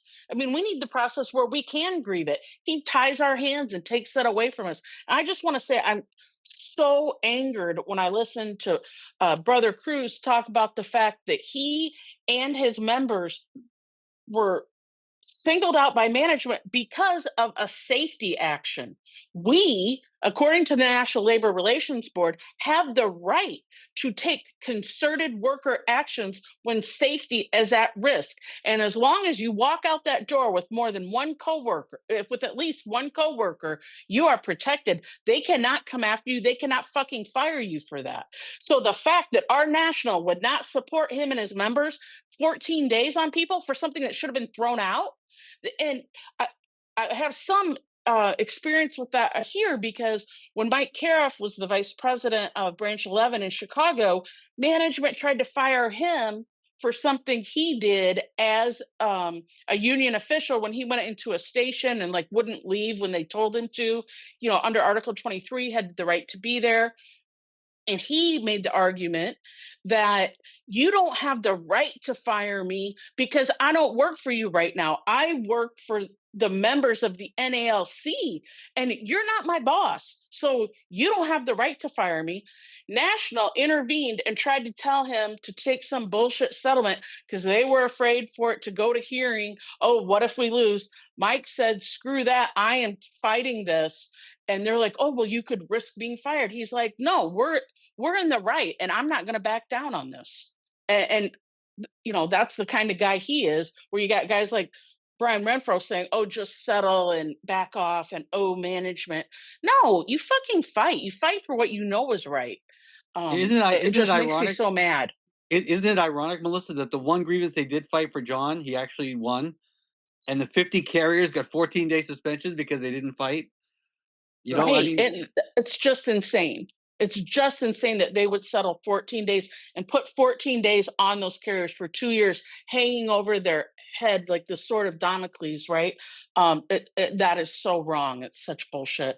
Really makes me mad. Real quick. John Cruz, can you introduce yourself? I don't know who you are, and but you're already awesome. So keep up the good work. You're 1 for 1. Nice job. Thank you for that. So, John Cruz, I'm a city letter carrier. I started in 1992. I started as a casual custodian. I did that for 3 months, and then I became a TE, and I became a PTF in 1994. And I was not involved. I was not involved in the union, but I was always a union member. But I had this one manager that just kept making my life impossible. So then that's when I got really heavy into the union, and I became alternate steward. I became shop steward. Became safety captain. At that time, my branch president Angelo Mangano, he got me involved in TIRAP. JRAP, IRAP, all the rap things that they had, all the route adjustments. I got involved in that. In 2012, he called me to the branch and he asked me, because in Brooklyn, we're one installation, even though we have 37 stations, 37 different posts with one installation. He asked me, do I want to become a Formula A rep, a full-time Formula A rep at the office, but I'm on 613. So I took over 37 post offices by myself in Brooklyn. I did that by myself. In 2017, I ran for executive vice president. I ran for executive vice president, branch 41, with my president at that time, John Murphy. His name was John Murphy, to be on the safe side. Is great.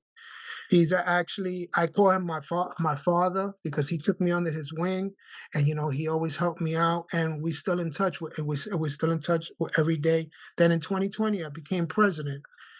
I graduated from the Leadership Academy 2013. I attended the first Formula A and Beyond with Lou Droz. I also I'm a NALC advocate. I love to go to arbitration.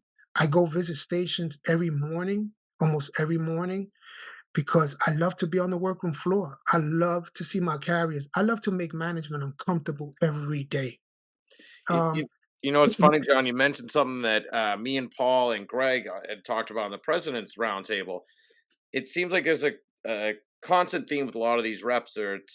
They weren't involved in the beginning, and then they slowly start getting involved. And I think that's something that a lot of these younger carriers need to understand, because I think a lot of them kind of feel like you're just in this. You're just learn when you walk in the door. For a lot of us, it took many years for us to finally just say, you know what, I'm going to step up and get involved. And then you progress faster and faster and faster. And I really think that's something that I want younger carriers to hear and understand a lot more, that it snowballs, really. And you can go 10, 15 years not really being that involved, and then something happens and you get involved. I always push. My daughter's a letter carrier. One of my daughters, she's a letter carrier in upstate New York, and I push for her to learn a lot. Actually, I want her to learn more. I try to get her involved. I try to get her involved, and her branch president actually likes her a lot. So, and he sees that she's a fighter, and she's, just like Melissa, stands up for herself. She defends herself, and I'm a father of 4 daughters, so I'm surrounded by women in my house. So you know how it is, Melissa. So I'm a big woman supporter. I always tell my daughters, you stand up for what you believe in, and don't let no one push you down. So but I enjoy what I do, and there's no better feeling than just going on that workroom floor, interacting with your membership, whether it's a good day or bad day. If they curse you out, they express themselves, they want to just be heard. Letter carriers just want to be heard. How many times I could go into a station, a letter carrier's having a bad day, and you listen to them, and they say, "I'm just venting. Thank you for listening, Cruz." That's all they want. That's all they want. It's Richie part Ray, HR, right? yeah, yeah, Richie Ray, I love to send him out. So I said, Richie, go out there and go after management. And he always says, "Oh, you let the dog loose? Go ahead, go do what you got to do." And we have a great team at the office. There's 6 full-time officers there. And we do great. And we always interacting with each other, trying to help each other out, making sure that we try to address anything that we can.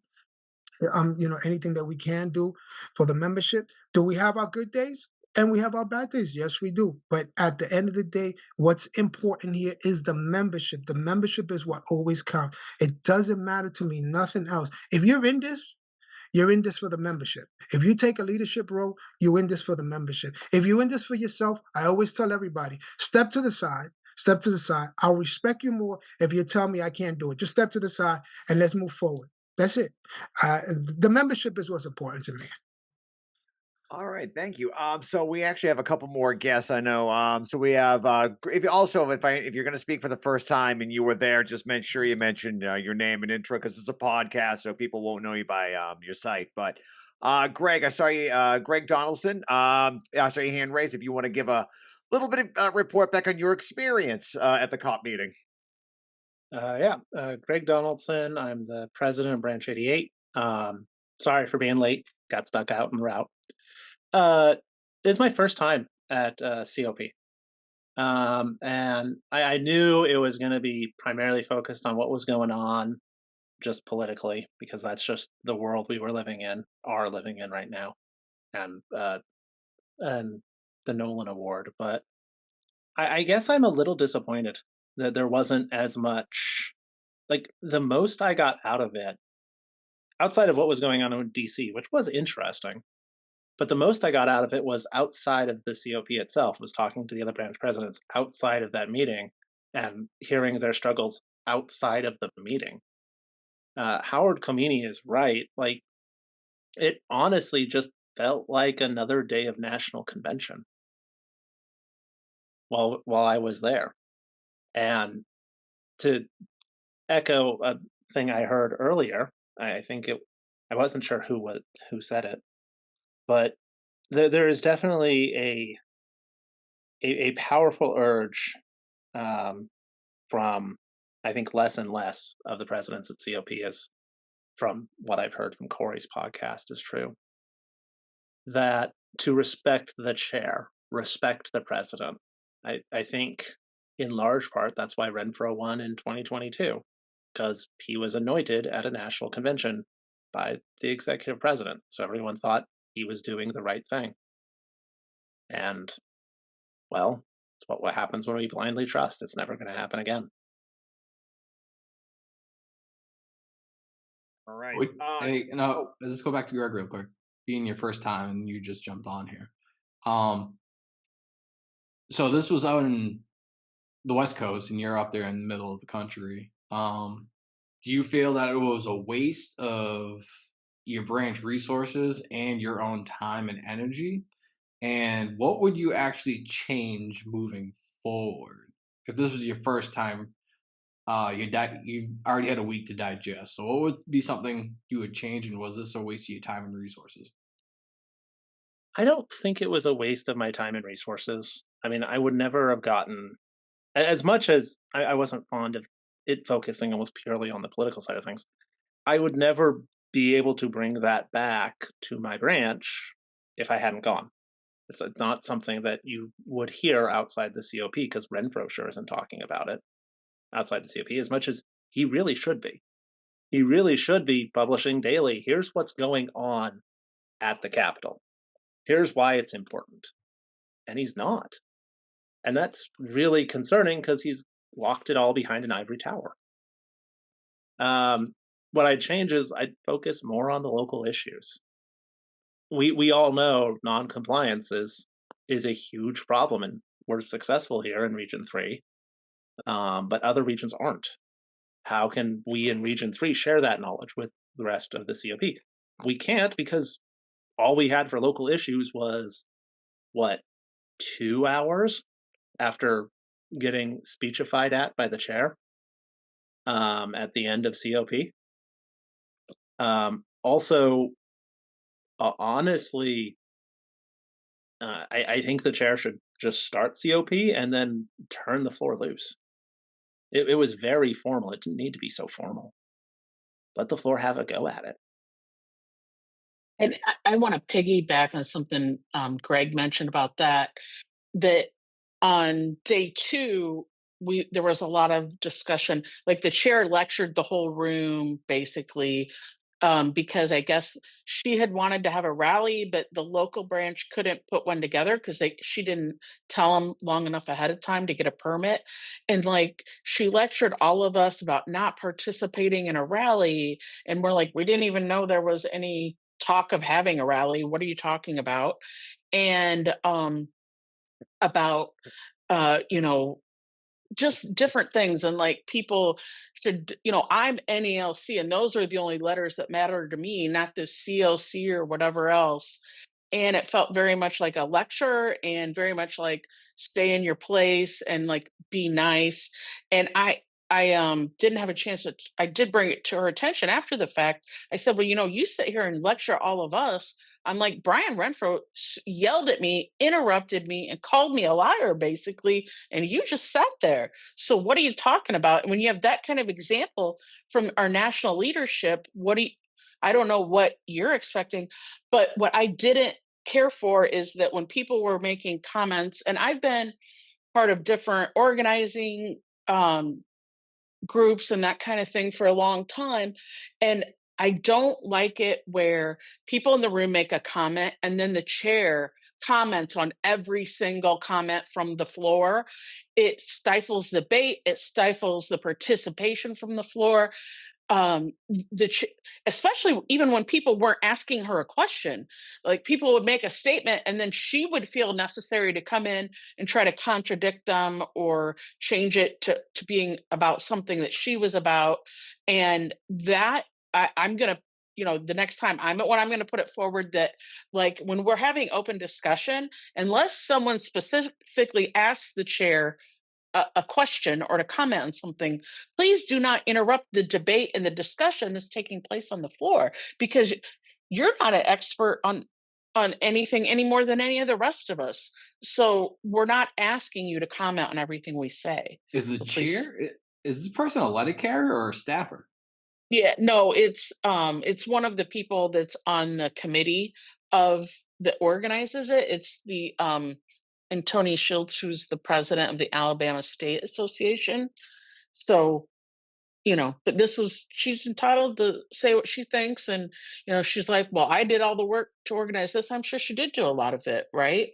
But I just thought it was really inappropriate to like scold the people there for speaking their mind or saying what they thought or saying things that disagree with her. And it's also something I think we're going to continue to see, where there's a certain segment of people well, we've got to ignore all of these distractions, which are the discussion of democracy in our union, which is not a distraction, and make sure that like we focus on what's important. Well, the people who are telling us this, just like Renfro saying we have to do things the right way, those folks actually never think there's a right way when you disagree with them or disagree with leadership. And the time to have those discussions is always some other time. A couple of questions I have for and people who were there. But first, Zoom exists, like we're doing this over Zoom. I mean, smaller branches, you have some, I mean, I'm looking at, if I've been reading the results and you see branches with 25, 45. I know Capone's in a branch with 52. Greg Zeri's got a branch of about it's very difficult for smaller branches to get airfare, hotel, lodging, food, time off, per diems, yada, yada, yada. But like Zoom could be done for 19. I mean, right now I'm running this whole meeting for paying $17. That's all it's costing me. If anyone wants to split it, everyone chip in a nickel and we can pay for the whole thing. Like, that's all we need. Zoom being an option, I actually, what do you guys think about that? I just throw it out there. But like, why not use, I mean, in 1953, that wasn't an option. I understand it, but why isn't Zoom, was it brought up? Because this could include, because I mean, someone brought up 400 people were in Jacksonville, only 200 came this year. That's bad. Like, that's not a good, it's really bad. What, I mean, as Zoom as an option, what do you think? I want to jump in real quick before someone jumps in to answer this. For the most people that are listening, and maybe some people here and actually branch presidents, inside of Zoom, you could have different breakout groups. So you could have breakout groups per region. So you could have like 1,000 people in a Zoom. Say 1,000 branch presidents in a Zoom. You could break those into regional, where each region talks about their office issues. And then you could regroup as one big body again. This going forward, this is what I actually want to accomplish with the Next Generation podcast. And I have Capone working on it now with this President's Roundtable, is to get people familiar with podcasting, to get familiar with Zooms. Because eventually we're going to need to have virtual town hall style meetings of branch presidents, of stewards, of trustees, all having their own meetings.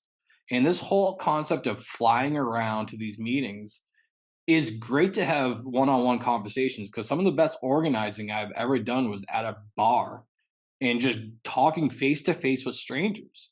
So we cannot dismiss that fact. But there are a lot of branches out there that only have like 5 members, 20 members, and they can't afford to go.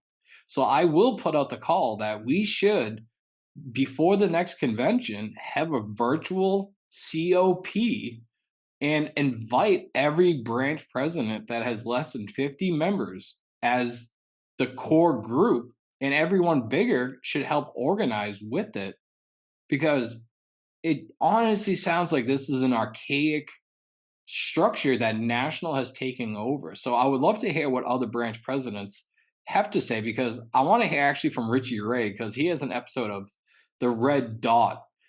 And as Melissa says, it sounds like the chair, which is the NALC National, actually interrupts and silences discussion. Whereas if it was a virtual meeting, you could just have people just talk for hours, and people could record it and listen to it later, and other people could hop on. So I want to hear from Richie Ray on his thoughts on actually turning a COP at least once a year into a virtual town hall style meeting. Hey, everybody. 4 words. Fuck the red dot. That's what I could say. Fuck the red dot. Okay?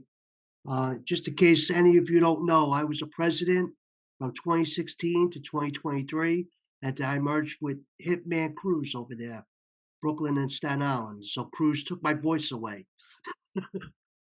Listen, brothers and sisters, I've been going to the COP since 2012. The COP is the best meeting, my favorite meeting of all time.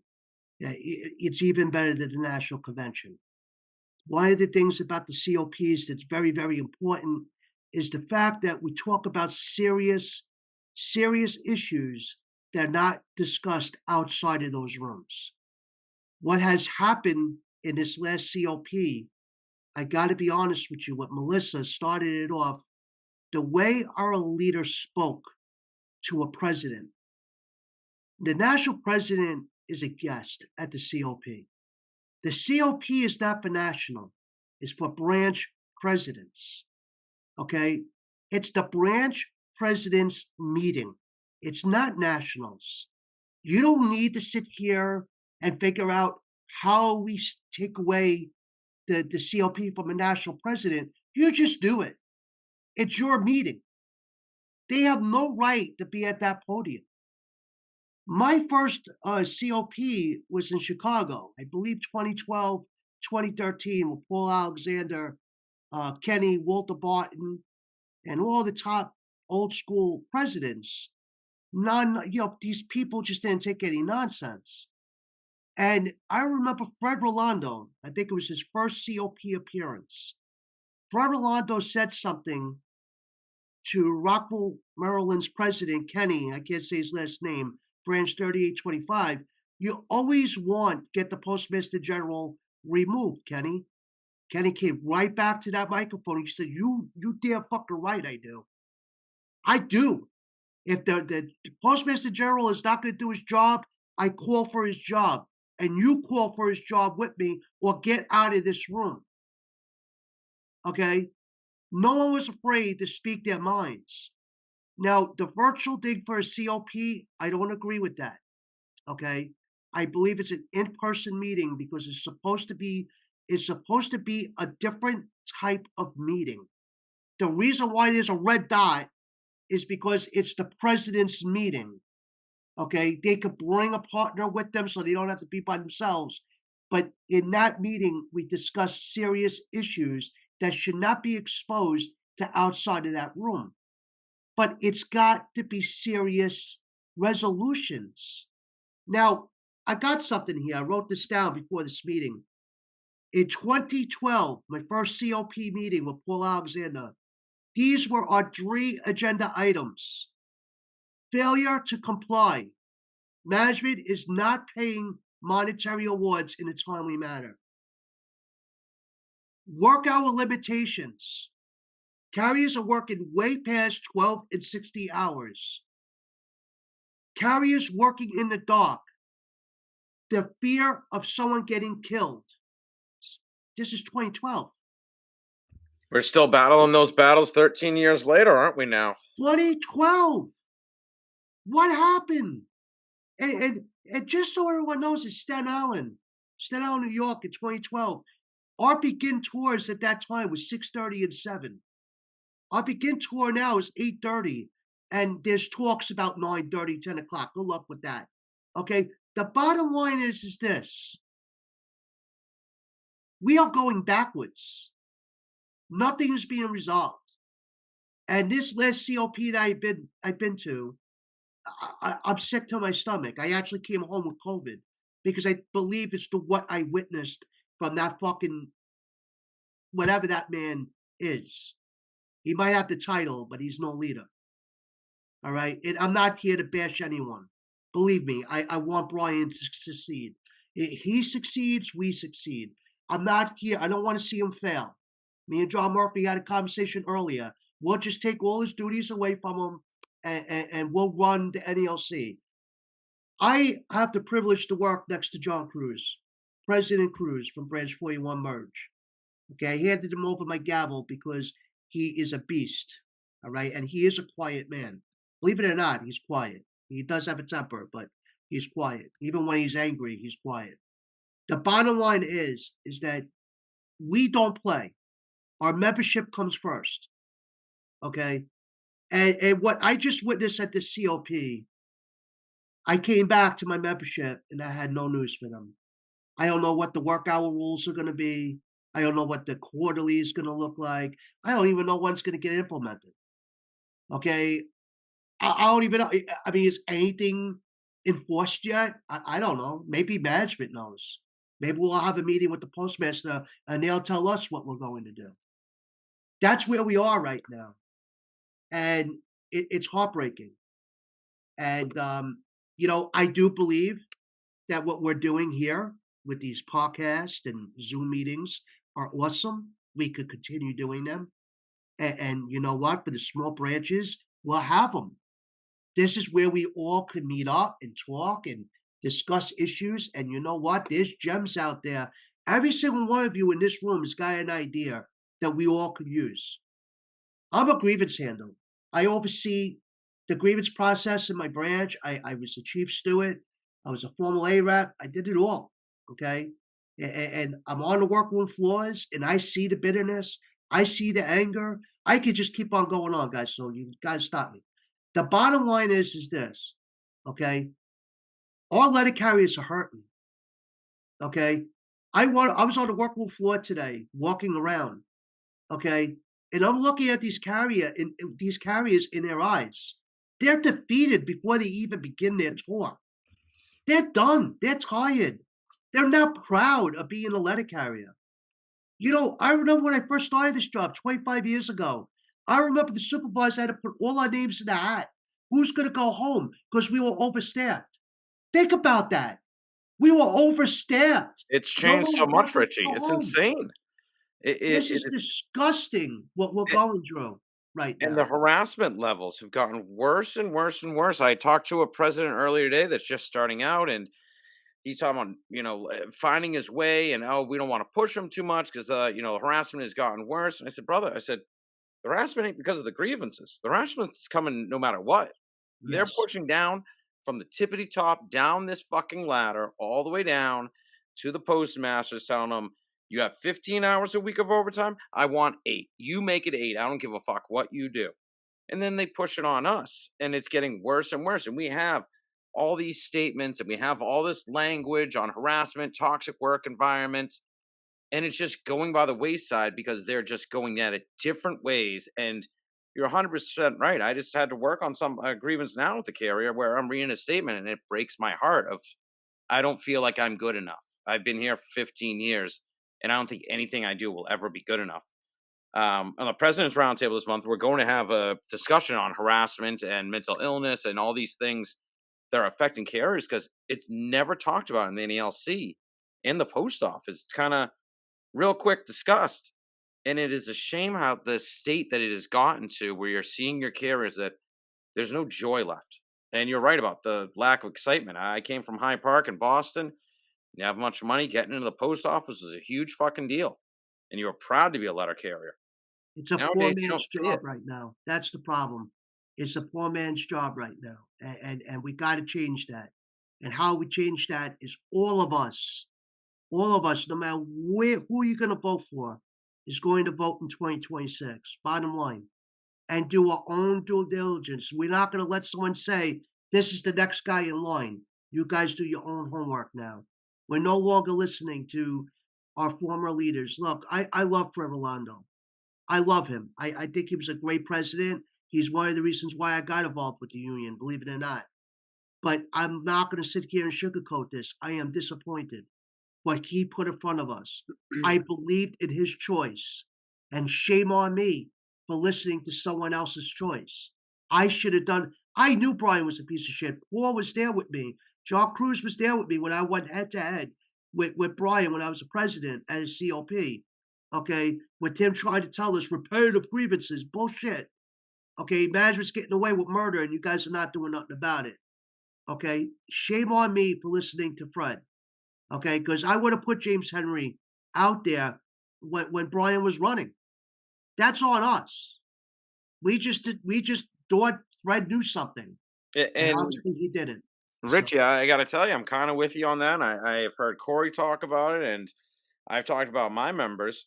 I came out and I had supported Renfro when he first came out. I'm like, hey, this guy's looking like he's all right. Like, he seems to be the way to go. And after that day, and after everything that's gone on, I've taken the role. Like, I'm not going to do that again. I don't want to tell my members to go this way and then be made a fool of when things start getting worse and worse and going, fuck, I led my people wrong. And I concern myself that I wonder if branch presidents higher up ever concern themselves with leading their members wrong, or it's just water off their back like a duck. It fucking breaks my heart when you lead your members wrong. The lack of education, it's a shameful existence, honestly, in that. I think we as leaders, whether you're elected leadership or not, we do have to be concerned about misleading our folks. There's no question about that. I know in some branches they wouldn't allow people to put forward any type of resolution about the TA.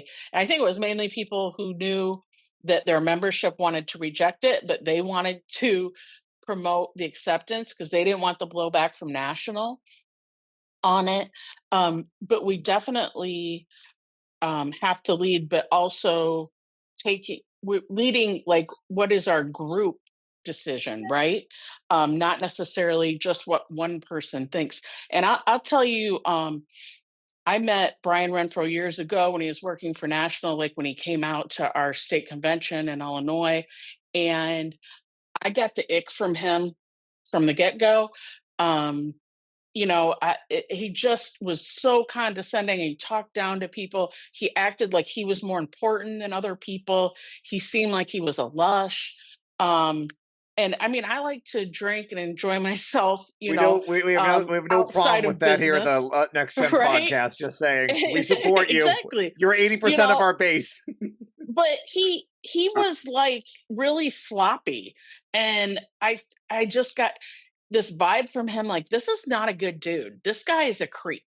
And I didn't, support him when he ran, but I didn't feel like there were a lot of choices either that there was someone else to advocate for. So it's not, I'm not trying to be like hindsight's 2020, because I talked about this with a lot of people who know me before he ran, that like this is really a big mistake that Fred is anointing him, but also kind of feeling like there was no alternative.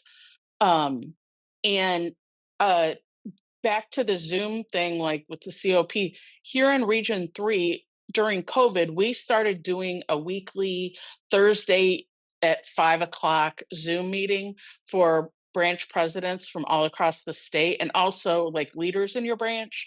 My Cariff would include other folks who were leaders in their branches, even if they weren't elected leaders. And it became an organizing tool during COVID, and then we kept it going after COVID. And I think it's really helped put things forward in our region and deal with problems that are going on. And I would like to see more spaces like that, like on a national level. When you guys talk about like a national town hall of presidents, that could be an addition to the COP, not instead of.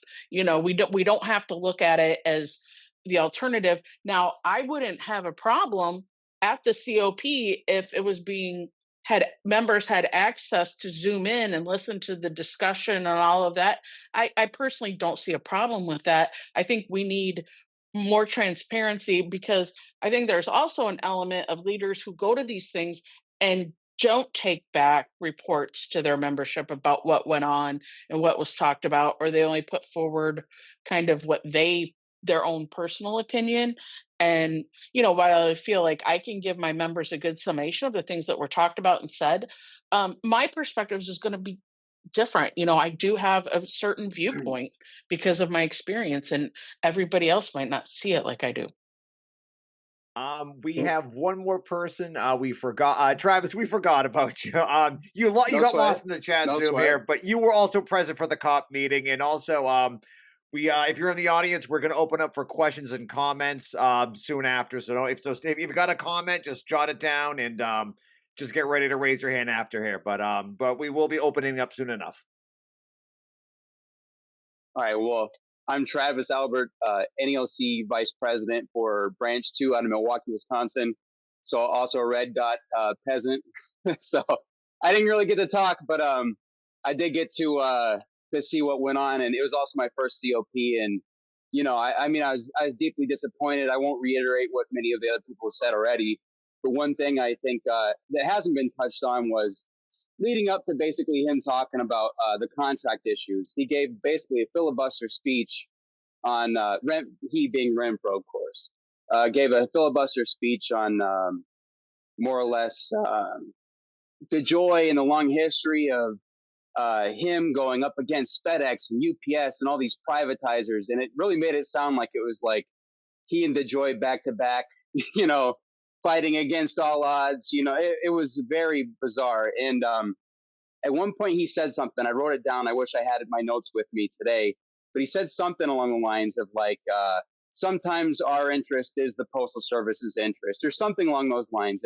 And so, John, when you open with the whole lines from about class struggle, unionism, and all that, the collaboration couldn't be more clear with Renfro, and it all kind of clicks for me when I'm in COP and I'm hearing him talk about, Renfro going up against a privatizer. In the past we want to do these last mile deliveries, and US or UPS and FedEx are cool with that, but then we try to go head to head with what was with DeJoy, with DeJoy trying to go head to head with these guys and directly compete as if he's some sort of hero for us. It was, I'm not even kidding. It was kind of sick.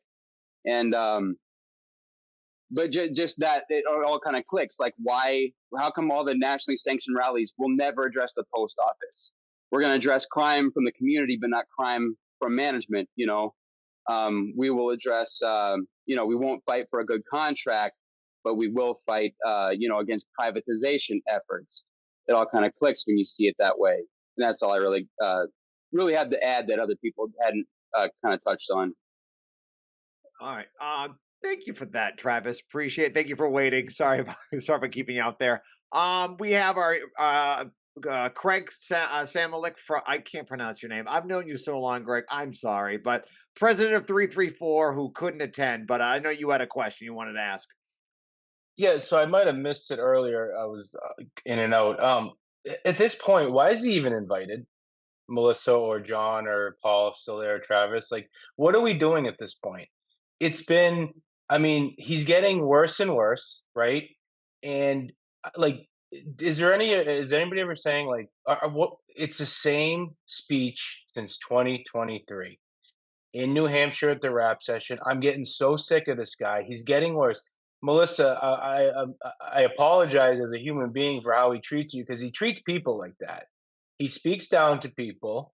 He's spoken down to me before when I had the audacity to ask, what are you doing about start times, right? 2 years ago. It was my first interaction with the guy. Say what you will about Fred. At least Fred had some warmth to him. This guy's got nothing. But at what point are we just like, you know what? I don't know who runs the COP. Capone and I were talking today about how we get there. It seems to be a mystery, but now we're getting a little information. But why is he invited? Like, what's the point? What are we doing now? So, and another thing I wanted to say, I think Greg brought it up earlier, the other Greg, he's been hinting at this, and I do believe, obviously, there's an assault on federal workers everywhere, but he's been hinting, oh, something's coming.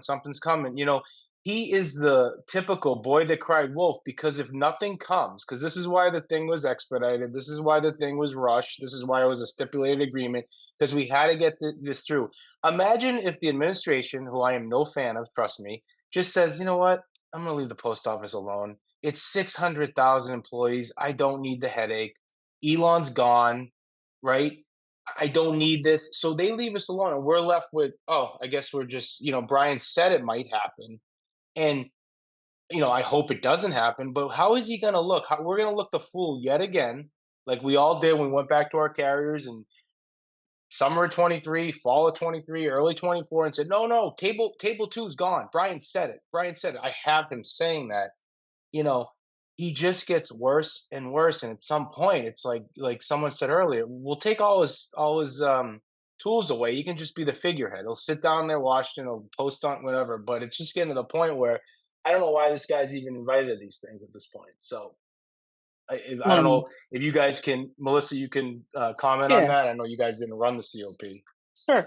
Right. So yeah, the folks that are kind of like chair the thing, the chair group, they invite him. I think it's become kind of a standard thing that they get invited. But Howard made the point that we have to go back to the president's in the room running the meeting and not the national. He needs to sit and listen if he's there. I would be all for him not even being in the room. I do think that it would be good to have him there to hear what people say, just because there has to be some kind of accounting and reckoning for what you've been doing and what's been going on. But we did talk about too of how foregrounding our agendas again, and not just ceding the stage to this guy to ramble on and filibuster for hours on end, which is what he did. And, he did talk about some of the assaults and what's going on. I want to read to you something, and I wrote this down verbatim about what he said. He was talking about elements of our fight back and our pushback against any possible executive order. He said, targeted action from our members directly to members of Congress and people who could influence Congress. That's what we want to do, he's saying. He said, we didn't do rallies on March 23rd to make ourselves feel good. Well, no, he did them because the rank and file pushed him to it. He had no choice. But he said it was to create buzz in the communities, talking to friends, family, and customers. It's about a public postal service. Okay, which is true. I actually agree with that. It is about getting our issues out in the forefront and our narrative and establishing that narrative. Then he follows that up with saying, we have had a largely invisible campaign. We have gotten help from the public where they can influence a competitive race or the speaker, places we know the administration cares about, where people voted for the administration. And then he talks about some specialized targeted polling they did in certain areas that showed them that certain voters didn't support a privatized postal service. Like, we needed to pay a polling firm to figure this shit out. No, we know our customers rely upon us. You know, all we have to do is put it out there. I mean, I was Where's the commercial? invited on a Exactly. Where's the well, right, commercial? exactly. Well, because he's doing his targeted private, super secret, like I'm It's so invisible. smart. You just We're a can't see it. goddamn, That's it. we're a goddamn mailing industry. We deliver those food drive cards. How about a mailing that you send to every Go customer? on, make You're an at ad on everybody's YouTube. doorstep. YouTube. My God, we have millions in the bank, like at national. Like we have millions of dollars. You can't put an ad like on It's Facebook, supposedly on the YouTube at biggest least. fight ever. Yeah, and then Ads you turn on the comments YouTube, off. streaming services, YouTube, TikToks, and you could do this through your members, right? Like members are already doing it on their own, thank goodness. Like you guys putting this kind of stuff together. But why isn't our national, like you say, with all their resources, and they aren't doing this shit? They don't care. But National doesn't also care. they don't. I also I think said this. he believes the power is him sitting in a negotiating room across the table talking like an adult to management when it's not. When Renfro was on the Next Generation Carriers podcast like a month ago, I said this to him about why are we waiting for 2 years from now? Our letter carriers are living paycheck to paycheck. We can't tell our mortgage companies, we can't tell our landlords, wait. I know I just got laid off. I know Trump just fired me, but you got to wait 2 years so we can vote them out. If this was a real crisis and that we actually needed to fight back, he would actually care about mobilizing the base, but he doesn't care. He is out of touch because he doesn't know the struggle. And that is one thing we need to accept. It's not about the commercial and EDDM to every mailbox. Like, yeah, that should have happened. That should have happened 600-700 days ago. But the fact is, if we keep going down this electoral politics issue, we're actually feeding into his dialogue. And it's doing us a disservice. Because Trump is attacking us. The ruling class is attacking us. And we cannot wait 2 years to vote these people out. And we cannot allow Renfro and National and our business agents to be like, oh, just trust us. We're doing all this stuff. Like, we're spending money on polling. The LCDF isn't going to save us. The fact is,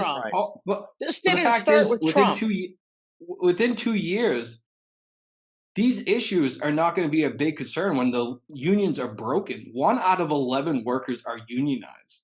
So that means the majority of the voters are non-union. And they're going to come after us saying, oh, we have these fringe benefits that they don't get in the private sector, that they don't get in the public sector, that we're greedy because we have a pension system, that we have a healthcare system. So we can't wait for 2 years. And I just don't like the dialogue of playing into voting, because right now members need to realize most of us don't have 2 years. We have mortgages. We have rents. We have John Morris badmouth selling his body. Literally, he goes into an office, throws a needle into his arm, and sells himself even more than he's already doing at the post office. Like, we can't continue down the road, and we just need to admit that Renfro and people at the national level just don't understand on how to fight.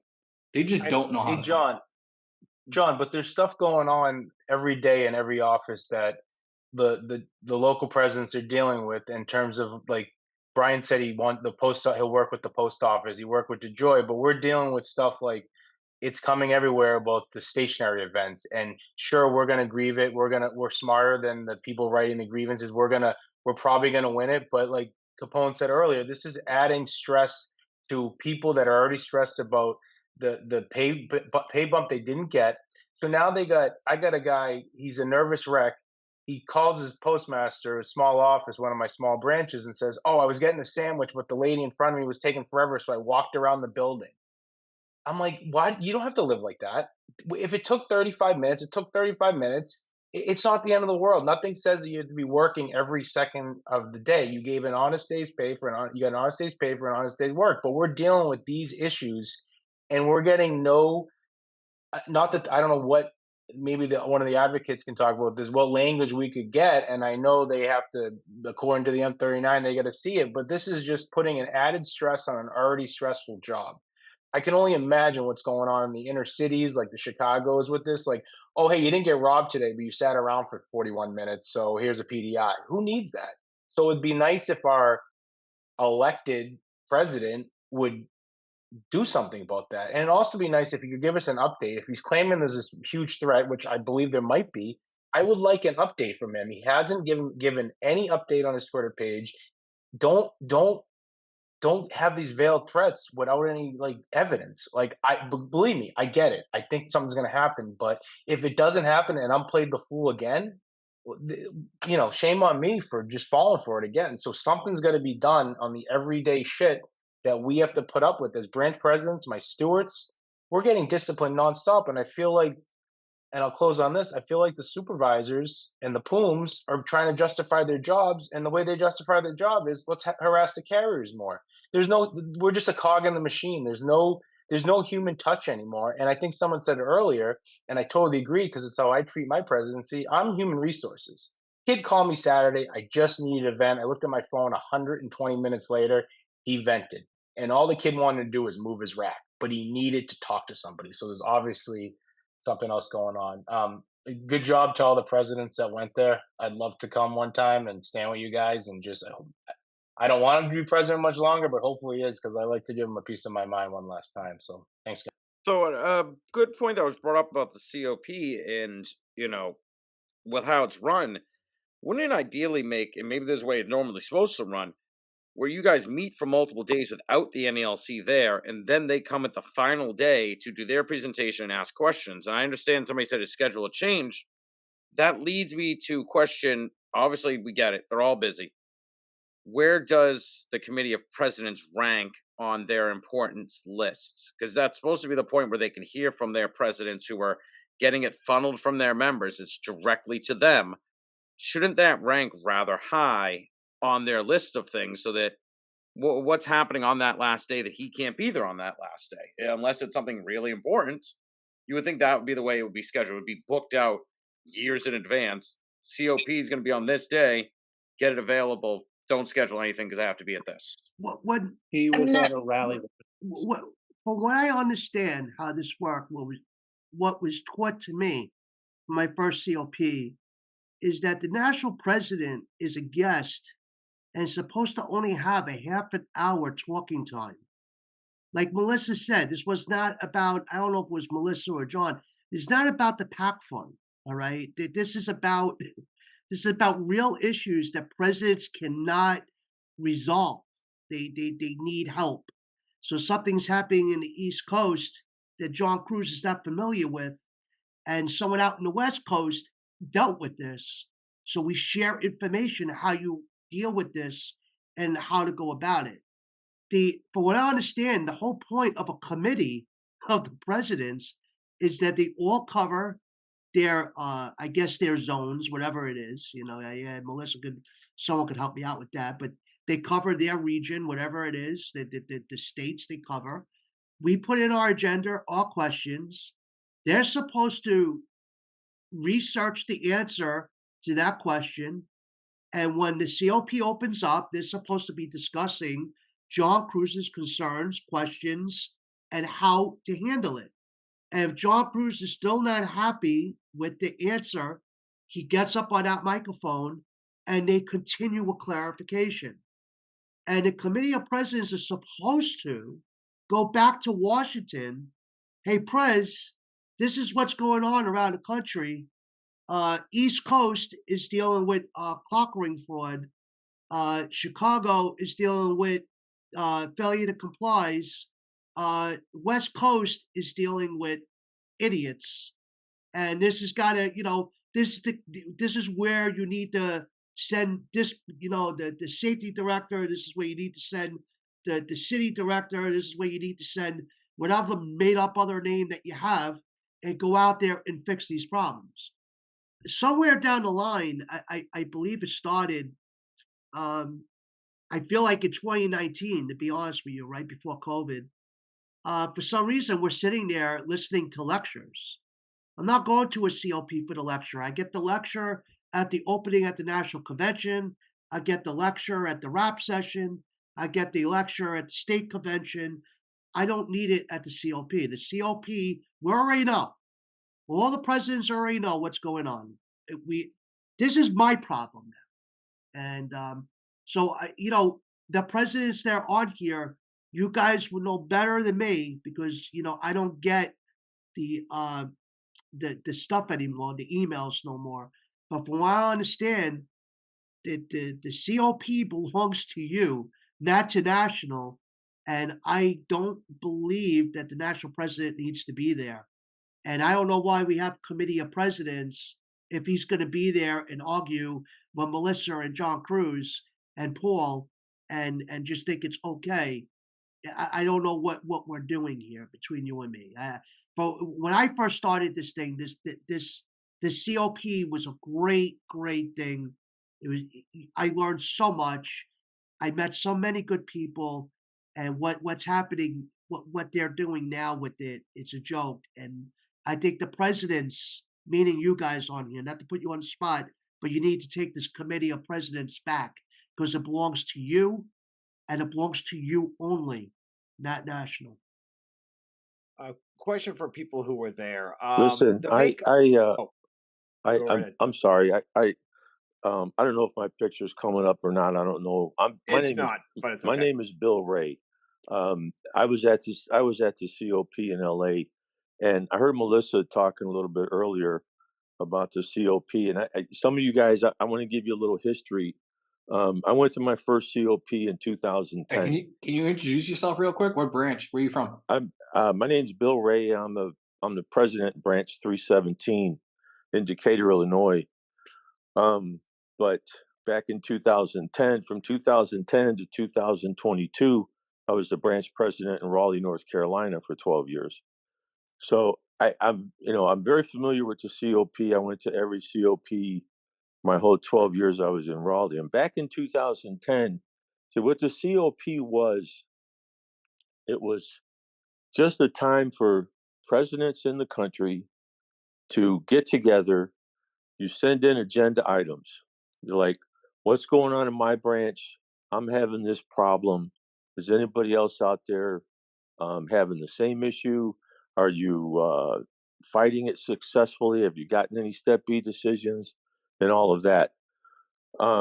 It has turned into for lack of a better word, it's nothing more now than just a damn rap session is all it is. Now, I talked to Howard after the one in LA, because that's the one in LA is the first one I've been to since 22 when I retired from Raleigh. And then I moved back to Illinois, and now I'm branch president here in Illinois. And I've known Howard for years. Howard and I are very good friends. I knew all of the co-chairs before that. And I told Howard, I wasn't there, but Howard told me what he said. Melissa said what Howard said on Tuesday.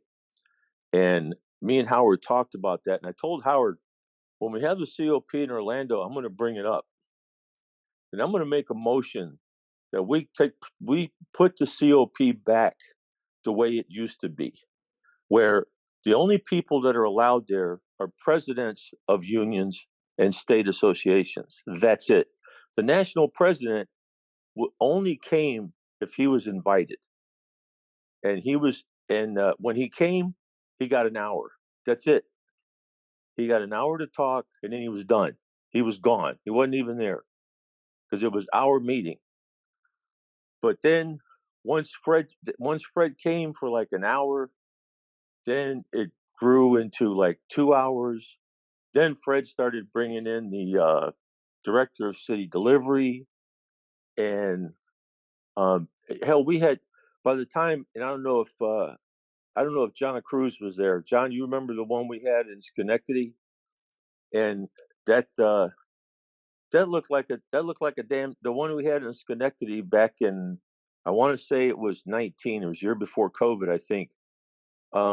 Yes. That one looked like a damn national rap session. It was like shit. Fred brought the whole damn. He had the president. He had the vice president, the executive vice president, director of city delivery.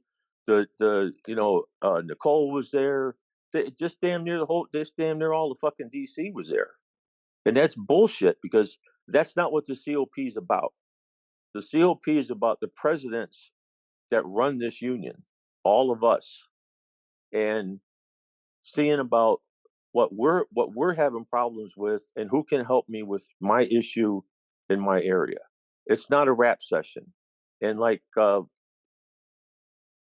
can't remember who was it. Somebody said that they felt like, Renfro standing up there,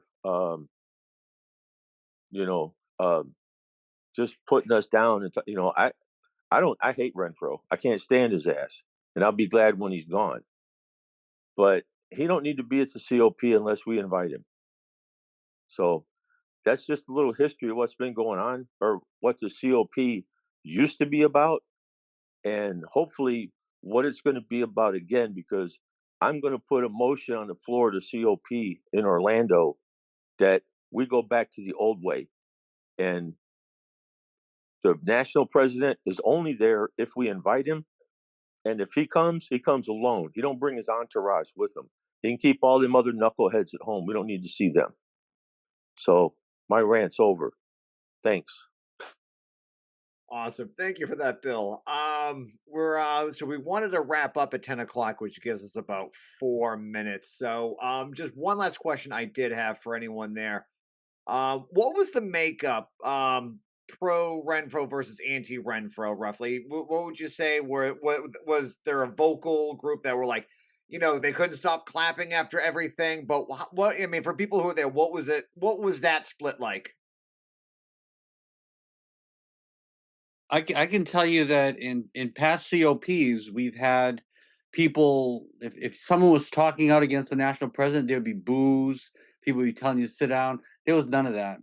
There was his fan club was missing in action. So I say it was 70-30 against. Yeah, definitely no one telling anyone to sit down or stop talking, or there was a couple of comments after the fact, but his cheerleaders definitely got lost on the way to the gym. That's right, they did. It was definitely anti-Renfro if the second day was any indication with Antonia and her spiel. Wow, times have changed. All right. Is there any other comments or questions before we wrap up today? Is there anything that you maybe, if you were there, you want to discuss, or something we didn't ask about? I mean, I do want to mention when everybody's saying you see the change of tides. I mean, obviously, we got to point to the fact that when that contract came out, you had a lot of people that finally were jumping on and saying, I can't support this no more. I think that tentative agreement and people voting it down really made people start looking in the mirrors in regards to how they were supporting things and what they were doing, and actually hearing their membership. Again, it shows that voting really did change something. We didn't win what we want, but we definitely showed them that we're not going to just sit back and just accept every single fucking agreement that we got. And speaking to that, you might want to chime in and let let your listeners know that you've got something posted up there for amendments and resolutions. Oh, Paul's been trying to. Yes. Hey, there it is. On the our Facebook page, I think Murphy has it on the Facebook page. And the website too, I believe. And the website. And the website. Yep. Mr. Paul has a couple of amendments and resolutions that he's brought up. They've actually passed in my branch. Paul, would you like to speak about them? Very briefly, because I know we're gonna get out of here, but it's just checks and balances. Brian Renfro would not be able to put a tentative agreement in front of the membership unless the executive council by a 50% vote agreed that it was appropriate. Same thing for arbitration. Before anything goes to arbitration, the executive council could look at the package and say, I want to add this. I want to add the discussion on uniform allotments, or I want to take away the discussion on work rule agreements. I want to prevent a stipulation on any particular item or package. So it's just checks and balances. I think it's something we sorely need. I think, I said it a couple times. This is a punch in the face that we had coming. With these rules in place, I mean, we're fortunate that it wasn't worse. It could be worse next time around. So I would invite any branch to do what you did, James, and put that in front of your membership. Get it approved if you can, if you agree with it. Change the wording if you want. Ken's got a couple of up there as well. Put them in front of your membership. Send them to national. The more power we have in front of at the national convention in 26, the more likely they are to accept our resolutions. And with that, I do want to mention on our last president's roundtable, Paul had discussed the difference between resolutions and amendments and how they're done. And that's something every member should learn how to do, because when you want to make changes in the NALC, I hear it so much. I hate this. I hate that. Why do we do this? That's how you do it. The way that Paul is doing it is the process to get this stuff done. And people have to learn that process to get these things in front of their branches, to pass them, to get them to the state, to get them to the NALC, and make changes. Paul's is a very good one. You could read it, pass it in your branch, and it can also show you how it breaks down. And really, I recommend listening to Paul's last episode with us, where he actually fully explains how it's done, because that's something that I'm just kind of getting onto now. And it's really how you make your union work for you in the way you envision it. All right. Can I make? I want to make one last comment. Absolutely. Thank you guys for hosting this tonight. I've really enjoyed listening to everyone's thoughts about everything. John opened up talking about class struggle unionism, and what part of what that means is pressure from below, pressure from the rank and file. That TA vote was class struggle unionism. It was pressure from below. It was the rank and file telling the leadership, calling bullshit on Brian Renfro and saying, we aren't going to take this. Our voices will be heard.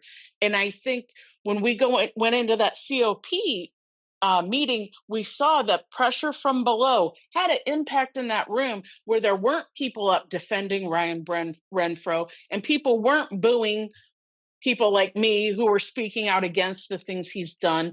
And there were more people disagreeing with him than agreeing with him, and not just clapping and staying in their place, because local leadership understands that the membership and that pressure from below is pissed, and they're demanding better, and we got to fight for better, or we're all going to be out.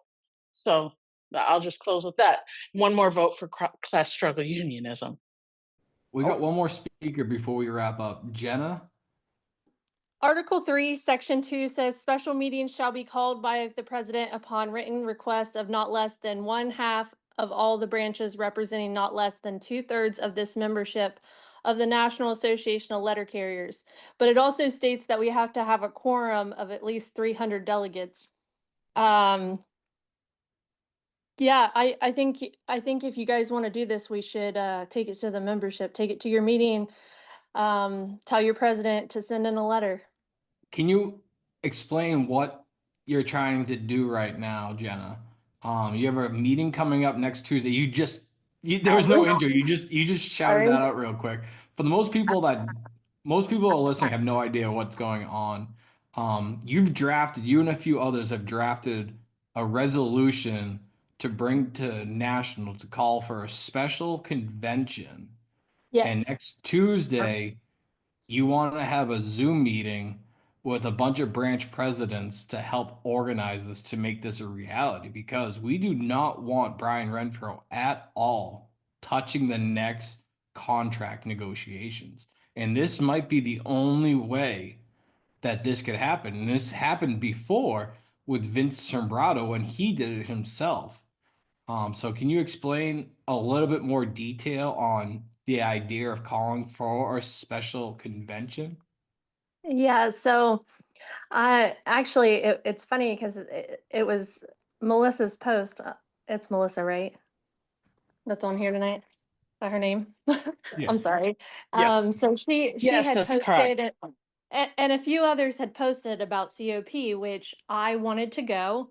I just became president, and I really, really wanted to go for like the networking part of it. But like to listen to Brian talk for 3 hours about the same stuff that like everybody else has said tonight, that is over and over again the same stuff. Like I'm a little branch, and it's a waste of dues money to go and listen to that over and over again, and to be told when you can speak, when you can't speak, and enough is enough. Like we've got to put some more rules on this man before he ruins everything.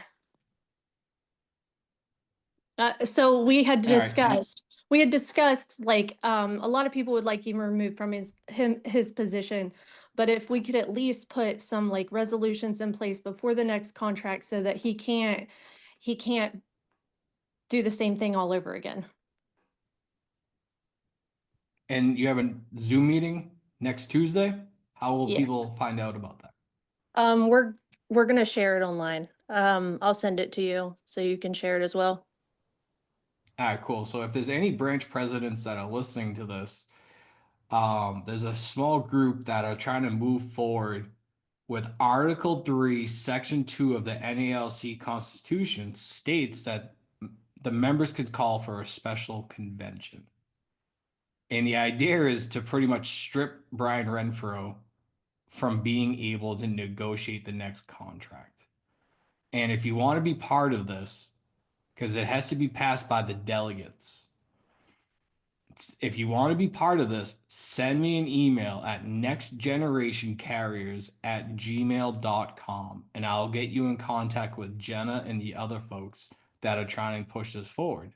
The deadline for this is very small. It's very tight. So this has to get going as soon as possible. And the fact that the rank and file members are doing this needs to be applauded, because as we just saw, Renfro literally berated Melissa at COP, and now we have rank and file woman as well on the other side moving forward with trying to strip him, Brian Renfro, of all his duties towards collective bargaining.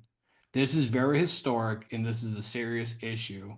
So if you are a branch president listening to this, please send me an email, nextgenerationcarriers@gmail.com, and I'll link you up with the Zoom meeting next Tuesday. They are trying to move forward with Article 3, Section 2 of the NALC Constitution. This has been previously done before in the past with Vince Ferrato, and he did it himself. But the delegates need to move forward with this. So that's all we have for right now, unless Jenna has more things to add.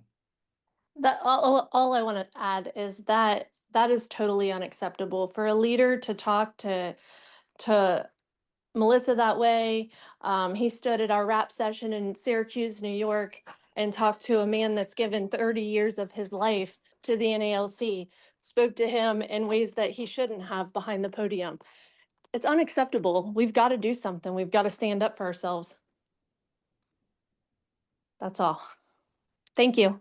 Just before we start wrapping We up, were I just want so to say close this time. 8 minutes so off. close. I So- know.